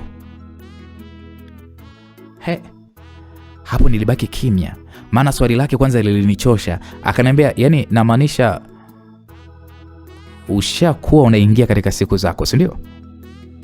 Nikamwambia ndio mwalimu. Unaelewa nini kuhusu mahusiano ya mapenzi Farida? Hapa nikaona hapa leo nina kazi. Leo kazi ipo leo. Nikasema mimi mwalimu mimi sielewi. Okay, sasa Farida, mimi nakupenda sana wewe binti. Na nakupenda kabisa, ule upendo wa wewe uje kuwa mke wangu na mimi nije kuwa mume wako. Ni huyu baba mbona mkubwa, mimi mbona mdogo? Jamani, hata aibu hana. Mbona ananiambia ujinga wake? Afu sura yake iko kavu kweli kweli anaponiambia tena ananipenda. Mimi kwanza nilimuogopa. Sio kwamba naogopa kutongozwa. Ilo mbona ni mkubwa sana kwangu, alafu ni mwalimu wangu. Nyie niliogopa. Hivi unajua kwa kipindi kile mimi nilikuwa ni kabinti kadogo wakati nasoma, alafu yeye alikuwa ni mkubwa. Maana mimi nilimkadiria huyu mkuu wa shule alikuwa na umri wa miaka kama 35. Mimi 16. Hata wewe msikilizaji utaona gap lililopo hapo. Ni zaidi ya miaka 20. 16 kwa 15. Ni miaka kama 19. Yaani tuseme miaka 20 kanizidi. Yaani huenda mimi nazaliwa ananiona, mpaka nakuwa ananiona. Na tena vijana wa siku hizi wanaanza kupata watoto mapema miaka 19, miaka 20, kwa mimi kama binti yake tu. Sikuweza kumjibu chochote. Kwanza nilipigwa na shoti, yani kama vile nilitetemeka. Maana sijategemea kabisa kama huyu mwalimu atanitongoza mimi. Maana ni mwalimu afu yuko very smart, afu anajielewa. Alafu ananitongoza mie. Nilimwona mshenzi kama washenzi wengine. Yaani kwa muda mfupi tu nilimshusha viwango. Mkuu wa shule akaniambia Naelewa Farida, unaniwazia mengi sana. Naelewa unawaza mengi sana Farida juu yangu. Lakini naomba unielewe kwa hili swala la mimi kukuhitaji wewe. Tafadhali mama, nakuomba unielewe sana. Nikamwambia mwalimu, lakini mimi nasoma na wewe ni mkubwa sana kwangu kuliko mimi.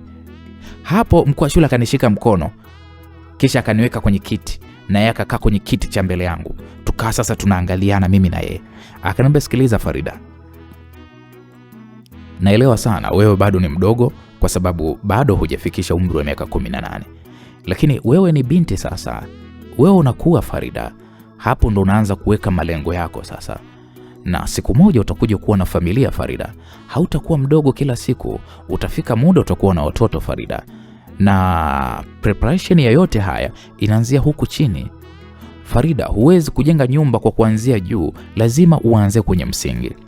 Kiukweli Farida, wewe ndo msingi wangu, wewe ndo tofali langu la kwanza ambalo nahitaji kukuweka kwenye msingi na kuhitaji sana kwenye maisha yangu. Mimi sina huo ukubwa huo ambao wewe unaujua. Mimi sitaki kukuharibu wala kukuchezea, ila nataka nikupambanie kwanza usome. Ila nataka niwe na uhakika ya kwamba wewe ni wa kwangu, na ukishamaliza tu kusoma nitakuwa mume wako. Ni hilo tu ndilo ambalo nimekuitia.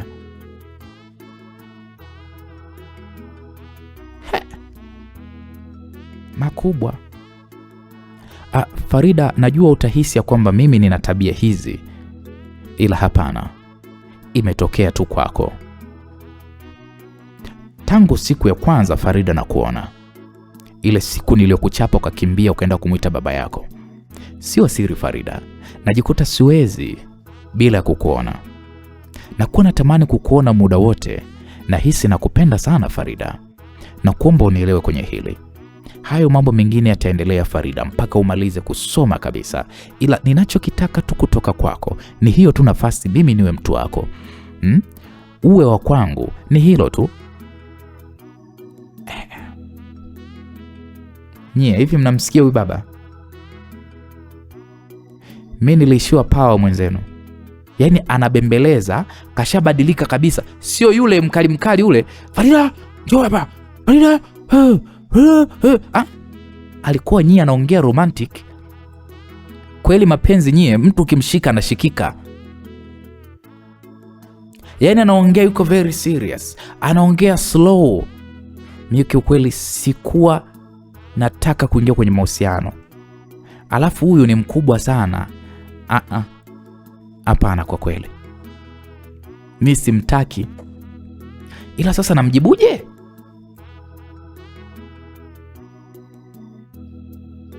Yaani hata ile kuinua tu mdomo hivi nilikuwa siwezi. Sikuweza kwa huyu mbaba, sikuweza. Mkuu wa shule akaniambia, Farida, sihitaji uweze kunijibu leo. No, nakupa muda, uwe fanya mambo yako na uendelee kusoma. Ila ukiwa na issue yoyote usiache kuniambia, sawa? Na najua nimekueleza maneno mazito sana kwa umri wako, ila naomba unifikirie, sawa mama? Na usiache kusoma Farida. Usiache kusoma. Haya maongezi yetu ya mimi na wewe yasikuvuruge kabisa. Ni mambo tu ya kawaida. Pazito. Nikamwambia sawa. Basi kweli akachukua pale mikono yangu, akaibusu ile. Akaniambia, samahani, nimekutoa darasani, ila haya mambo yalinibana sana, nikaona nikueleze na naomba unielewe mama yangu. Nikamwambia sawa. Okay, sawa, nenda darasani basi. Hapo nilinuka haraka nikatoka mule ndani. Mnajua nilikuwa na sweat. Yaani kwa yale maneno aliyoniambia yule mkuu wa shule. Yaani huyu baba wala hata sikumtegemea kabisa kama atakuja kuniambia maneno kama hayo mimi kusema ule kweli. Nikaona leo jinsi alivyo yule mbaba leo, hata angesema nibananishe kula angenibananisha vizuri tu. Maana nilikuwa nimetulia na msikiliza jinsi anavyoongea tu ule upomavu wake muda wote, yani kama vile nilikuwa kama mjinga. Nyie niliogopa. Hivi mnajua niliogopa? Sawa natongozwaga, ila sikutegemea kutongozwa na mkuu wa shule, sikutegemea. Kwa nikarudi darasani, lakini nilikuwa natetemeka ile mbaya. Mpaka machozi yalikuwa yananitoka. Yusta akaniambia, we dada, mbona unalia? Nikamwambia, Yusta, niache tu. Hapo Yusta akaogopa, akaniambia, "We, kuna shida gani? Kwani umemfanya nini tena yule nani mkuu wa shule? Imekuaje?" Nikamwambia, "Bwana, twende chooni nikakueleza." Basi kweli haraka tukaenda huko chooni. Tulivyofika nikaanza na kulia kwa nguvu na kwambia, "Yusta, huyu shogangu." Akaniambia, "Nyamaza sasa ni nyamaza unieleze." Nikamwambia, "Yusta, mwalimu kanitongoza." Yusta akasema, "Toba. Huyu mwalimu mkuu kakutongoza?" Nikamwambia, "He? Kumbe hili mwalimu mkuu hili malaya Mshenzi kweli huyo.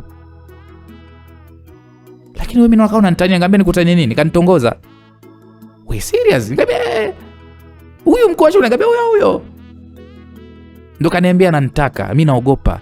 Naenda kumsemea kwa mama. Yusta ngalibe, "We nawe, hebu acha utoto sasa nawe. Kwa mama huko unataka kwenda kufanya nini? We kausha. Tumwangalie kwanza. Si anatupa pesa yule." Nikasema, "Yusta, wewe unawaza hela tu. Akija kunifanya mimi kitu kibaya, akinipa mimi mimba. Hiyo mimba kwani unarushiwa na wewe? Mimba si mpaka ufanye. Huwezi kupata mimba kizembe na wewe. Alafu kumbe yule baba ni mshenzi Amekutongoza kweli shogangu." Alafu itakuwa ndo tabia zake yule. Mpaka kwa ilipotoka itakuwa alikuwa anatongoza wanafunzi. Mshenzi kweli yule mkuu. Alafu linavyojifanya linajua sheria sasa. Kumbe lenyewe ndo linavunja sheria namba 1. Nyie. Ila wewe shogangu kweli kakutongoza wewe. Kaambia, "Kama uniamini basi." Basi tulia, sikiliza, sawa Niachie. Mimi nitajua nini cha kufanya. Nikamwambia, "Wewe unataka kufanya nini?" Sikiliza. Mimi mwanaume yote anayekutongoza wewe au mwanaume yote anayenitongozaga mimi namchamba mpaka akome. Kwa nini kumchamba wewe mkuu wa shule? Sio kumchamba, siwezi. Sasa mimi nataka ushauri kwako. Yusta, unishauri nafanyaje?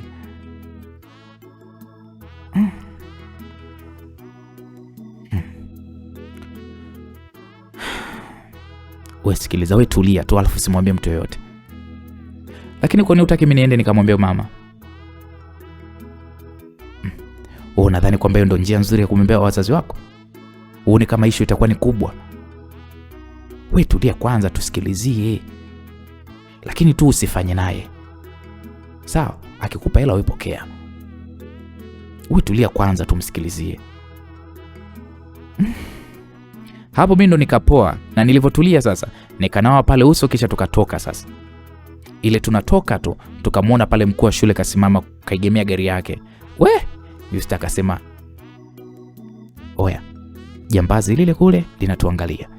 Tumetoka na uso muda wa kutoka huko. Nie, kipi tunaongea hayo? Kweli bwana." Ule mkuu wa shule akatuita. Basi tukaenda mpaka pale. Mkuu wa shule akasema, "Naona mmetoka kuniteta, sio maana yake?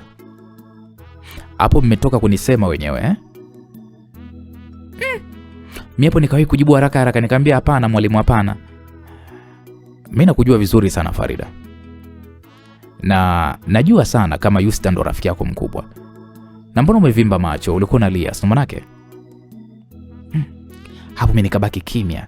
Akasema, "Nimeshaelewa ulikuwa unalia na shoga yako ndo ulienda shoga yako ndo alienda kukubembeleza. Si ndio Yusta, ulienda kumbembeleza mwenzio?" "Hapana mwalimu, aliingiwa tu na mchanga jichoni ndo nikaenda kumsaidia kutoa." Yusta, mimi ni mkubwa bwana. Naona ameshakwambia kwamba nimemwambia nampenda, si ndio? Na ndo alikuwa analia Hapo Yusta akakaa kimya. Mkuu wa shule akasema, "Yusta, mimi shemeji yako kwanza leo. Na ndo nitakayemuoa huyu shoga yako Farida. Alafu wewe ndo utakuwa mlinzi wangu. Na ninajua mambo ya Farida yote wewe ndo unayejua. Kwa hiyo wewe ndo utamlinda sasa huyu rafiki yako." Hapo mkuu wa shule alikuwa anazungumza hayo. Anamwambia Yusta. Afa akamuuliza, "Yusta, kwani hutaki mimi niwe shemeji yako?" Nyie, hamwezi kuamini Yusta alinisaliti. Yusta akasema, "Hapana, mimi nataka mwalimu uwe shemeji yangu." Nyie, Yusta? Yusta sio alikuwa ananiambia kwamba nimsikilizie nisijibu chochote jamani. Leo hii anaulizwa anasema eti kwamba anakubali eti Yusta.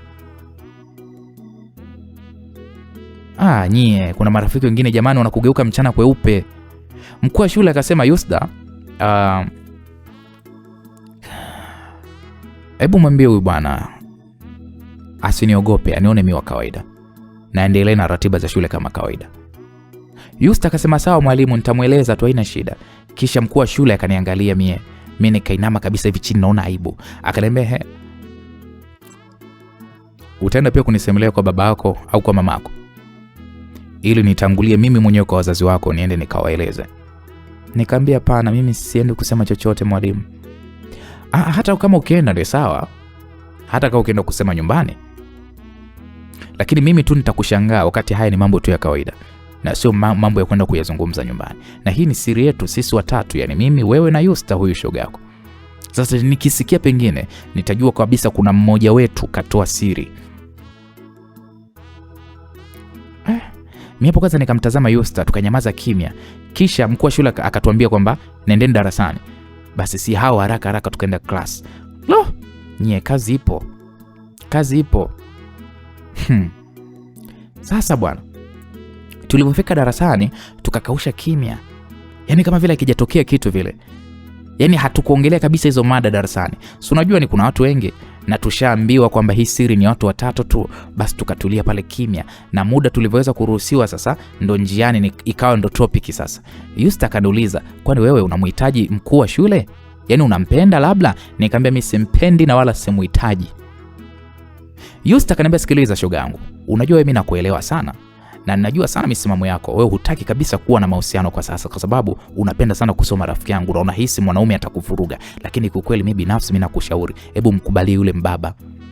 Mimi na yule mbaba anakupenda kweli bwana, mkubalie. Mbona hajamtongoza mtu mwingine, kakutongoza wewe tu? Mbona kawaacha mademu wote kaja kwako kukufuata wewe? Alafu ile ni bahati, unajua yule mkuu wa shule yule anaonekana pesa anazo, ana gari kali. Ile gari anaomiliki ni magari machache sana yanayomilikiwa hapa Tanzania. Na mtu pekee anayemiliki gari kama ile hapa Tanzania ni Uncle Jay peke yake. Kwa hao wako wawili tu, inaonekana ni watu wenye hela, mkubalie. Alafu uzuri yule mbaba bado ana cheo kikubwa tu pale shuleni, lakini mbona haboi? Afu yule mbaba ni mzuri, handsome boy. Ona leo katuongelesha pale kirafiki kabisa. Afu anaonekana ni mkaka mzuri wewe yule. Hebu nikwambie shoga yangu, mtoe yule kwenye ualimu, alafu muone kama mkaka wa nyumbani. Yule mkaka handsome, kuwa naye bwana, atatusaidia kwenye mengi. Wewe 1500 kila siku wewe uitaki, na ukimkubalia yule usikute kila siku atakuwa anakupa 10000. Mimi nakwambia, alafu kumkubalia mtu sio lazima mfanye mapenzi. Alafu kama anakupenda yule atakusubiri tu. Alafu mueleze misimamo yako kwamba mtakuja kunyanduana mpaka kwenye ndoa. Yule anakupenda, unaona kila siku anakupa pesa shoga yangu ya kula. Na inaonesha anakujali. Ndugu yangu, unataka udeti na madereva bodaboda? Maana kuna simulizi fulani nilisikia hiyo ya Aniela sijui, na siku huyo mdada alienda kumpenda bodaboda. Alifilisiwa, alitoka na yeye. Ndugu yangu, wewe maisha yako duni. Unataka kudeti na nani? Muuza mkaa. Chukua bahati hiyo, mkaka naye ana gari, mkaka anakupenda, unataka nini? Mimi mwenzako hapa toke mkaka na gari ananipenda, ndugu yangu, hata silazi damu. Nikamwambia sikiliza Yusta, mimi hapana, mimi simtaki. Nitajichanganya na masomo. Yule ni mkubwa sana na Yusta. Wewe mimi naelewa haya mambo Farida, nitakuelekeza. Mimi si nipo shoga yako. Mimi mzoefu, mimi mwenzio Concord nimekubu, nitakuelekeza. Mimi mjanja au hujui? Hapo msikilizaji, ni kweli Yusta ni mjanja kweli kweli, na ana kibwana chake. Ni anauza duka huko center huko, na ni mkubwa tu huyo mkaka. Ila mkuu wa shule ni mkubwa zaidi. Ila kama nilivyowaambia, yani mimi simfatishi kabisa shoga yangu Yusta. Ana akili tu darasani, lakini huko nje Yusta jamani, mapenzi yake ndio kila kitu. Haya, nikisana mimi toke ndo nimfuate yeye, ni mwigi kama yeye, itakuwaje? Sasa wakati nakataa, Yusta akaniambia, wewe sikiliza, mimi mchumba wangu yule tuna mwaka sasa hatujai kufanya chochote na ananivumilia, na mbona darasani mimi napaswa vizuri tu. Mimi darasani si kichwa, mimi sinaongoza. Mimi sidhani kama yule mkuu wa shule anania kukuvurugia wewe masomo, sio kweli. Ila nisikilize shoga yangu, mimi sikulazimishi kuwa naye. Ni wewe tu, kama utaona hakufai poa, ila mimi nakwambia unachezea bahati. Wakaka wenye magari wachache shoga yangu, wachache. Wewe kila siku unataka kupigwa, unajua unapanda kwenye gari mule unapigwa na kiyoyozi. Mimi nakushauri yule anakufaa, na ungeanza naye tu. Wewe mbona una bahati? Wenzako sisi tunaanza mapenzi na wanaume ambao havinaga hela, vinuka mikojo. Wewe unapata mwanaume unaanza naye kwenye mapenzi, mwanaume ana hela, mwanaume ana gari, mwanaume anakupa 5000 kila siku, mwanaume ana cheo mkuu wa shule. Wewe unataka nini? Wewe mbona una bahati? Mbona unaichezea bahati shoga? Ukichukua wa makamu yetu hawa wanakuaga wasumbufu, havina hela, vichoka mbaya tu, vinategemea hela kwa wazazi wao huko. Wewe Farida, wewe Farida wewe. Nikamwambia sikiliza, mimi sitaki wanaume. Kwa sasa sitaki mwanaume, simtaki huyo mlige, sitaki mtu yoyote kwenye maisha yangu. Haya poa, mkaushie, maana mimi nishakubembeleza sana. Haya muoneshe basi hizo, muoneshe sign zile kwamba umtaki. Na pesa zake usiende kuchukua. Wewe mtu umtaki na hela zake unaenda kuchukua za nini kama sio umbea huo? Wewe unadhani kuna vya bure mjini hapa? Nikamwambia sawa bwana wewe. Kwani mwanzo mimi nilikuwa naishi kwa hela zake? Mbona mwanzo nilikuwa naishi sina hela? Na nilikuwa naishi vizuri tu bila shida yoyote. Basi tukachambana kweli mimi na shoga yangu. Shoga yangu anataka mimi niingie kwenye mahusiano, mimi sitaki. Kwa hiyo tukarudi zetu mpaka home. Nikamwacha Yusta kwao, mimi nikanyosha moja kwa moja kwetu. Kiukweli sikumueleza mama yangu chochote juu ya hili swala. Nilikausha kimya. Maana mama kuna jinsi alikuwa anamuelewa sana yule mkuu wa shule. Tangu ile siku tu aninunulie vitu vya shule. Na wazazi wengi wa hapa kijijini wanampenda sana yule mkuu wa shule. Maana shule yetu imenyoka sana tangu yafike. Ila binafsi niliwaza sana kama msichana, niliona huyu mkuu wa shule anataka kuniharibia tu. Na ndio maana akaanza kuniingiza mkenge kwa kujifanya kama vile anajali sana, mara nipepesa matumizi, mara sijui aninunulie uniform. Kumbe lake jambo ananitaka mie. Nikasema hapana. Nikaona mimi siwezi kuwa naye. Na kama msichana mimi najitambua, lazima nijisimamie mimi mwenyewe na siwezi kuchanganya mimi mapenzi na shule kwa sasa hata siku moja. Siwezi. Siwezi. Msikilizaji, wewe unamshauri nini huyu bidada huitwa Farida? Vipi aingie kwenye mahusiano na mkuu wake wa shule au binti endelee kukaza? Yote kwa yote tutakuja kujua katika sehemu ya pili ya huu mzigo mtamu wa kuitwa Mai Wangu. Mzigo mtamu kutoka kwake mwandishi Habiba mara moja. Mimi naitwa Uncle J, lakini niandikie kwenye comment, wewe unashauri nini? Farida ajiingize kwa mkuu wake wa shule ama endelee kukaza? Sehemu ya pili tutajua, na kama ataendelea na msimamo wake huu wa kukaza, mambo yatakuwaje? Yule mkuu wa shule ataelewa kweli? Patamu hapo, tukutane sehemu ya pili. Mimi naitwa Uncle J Masimulizi. Bye bye.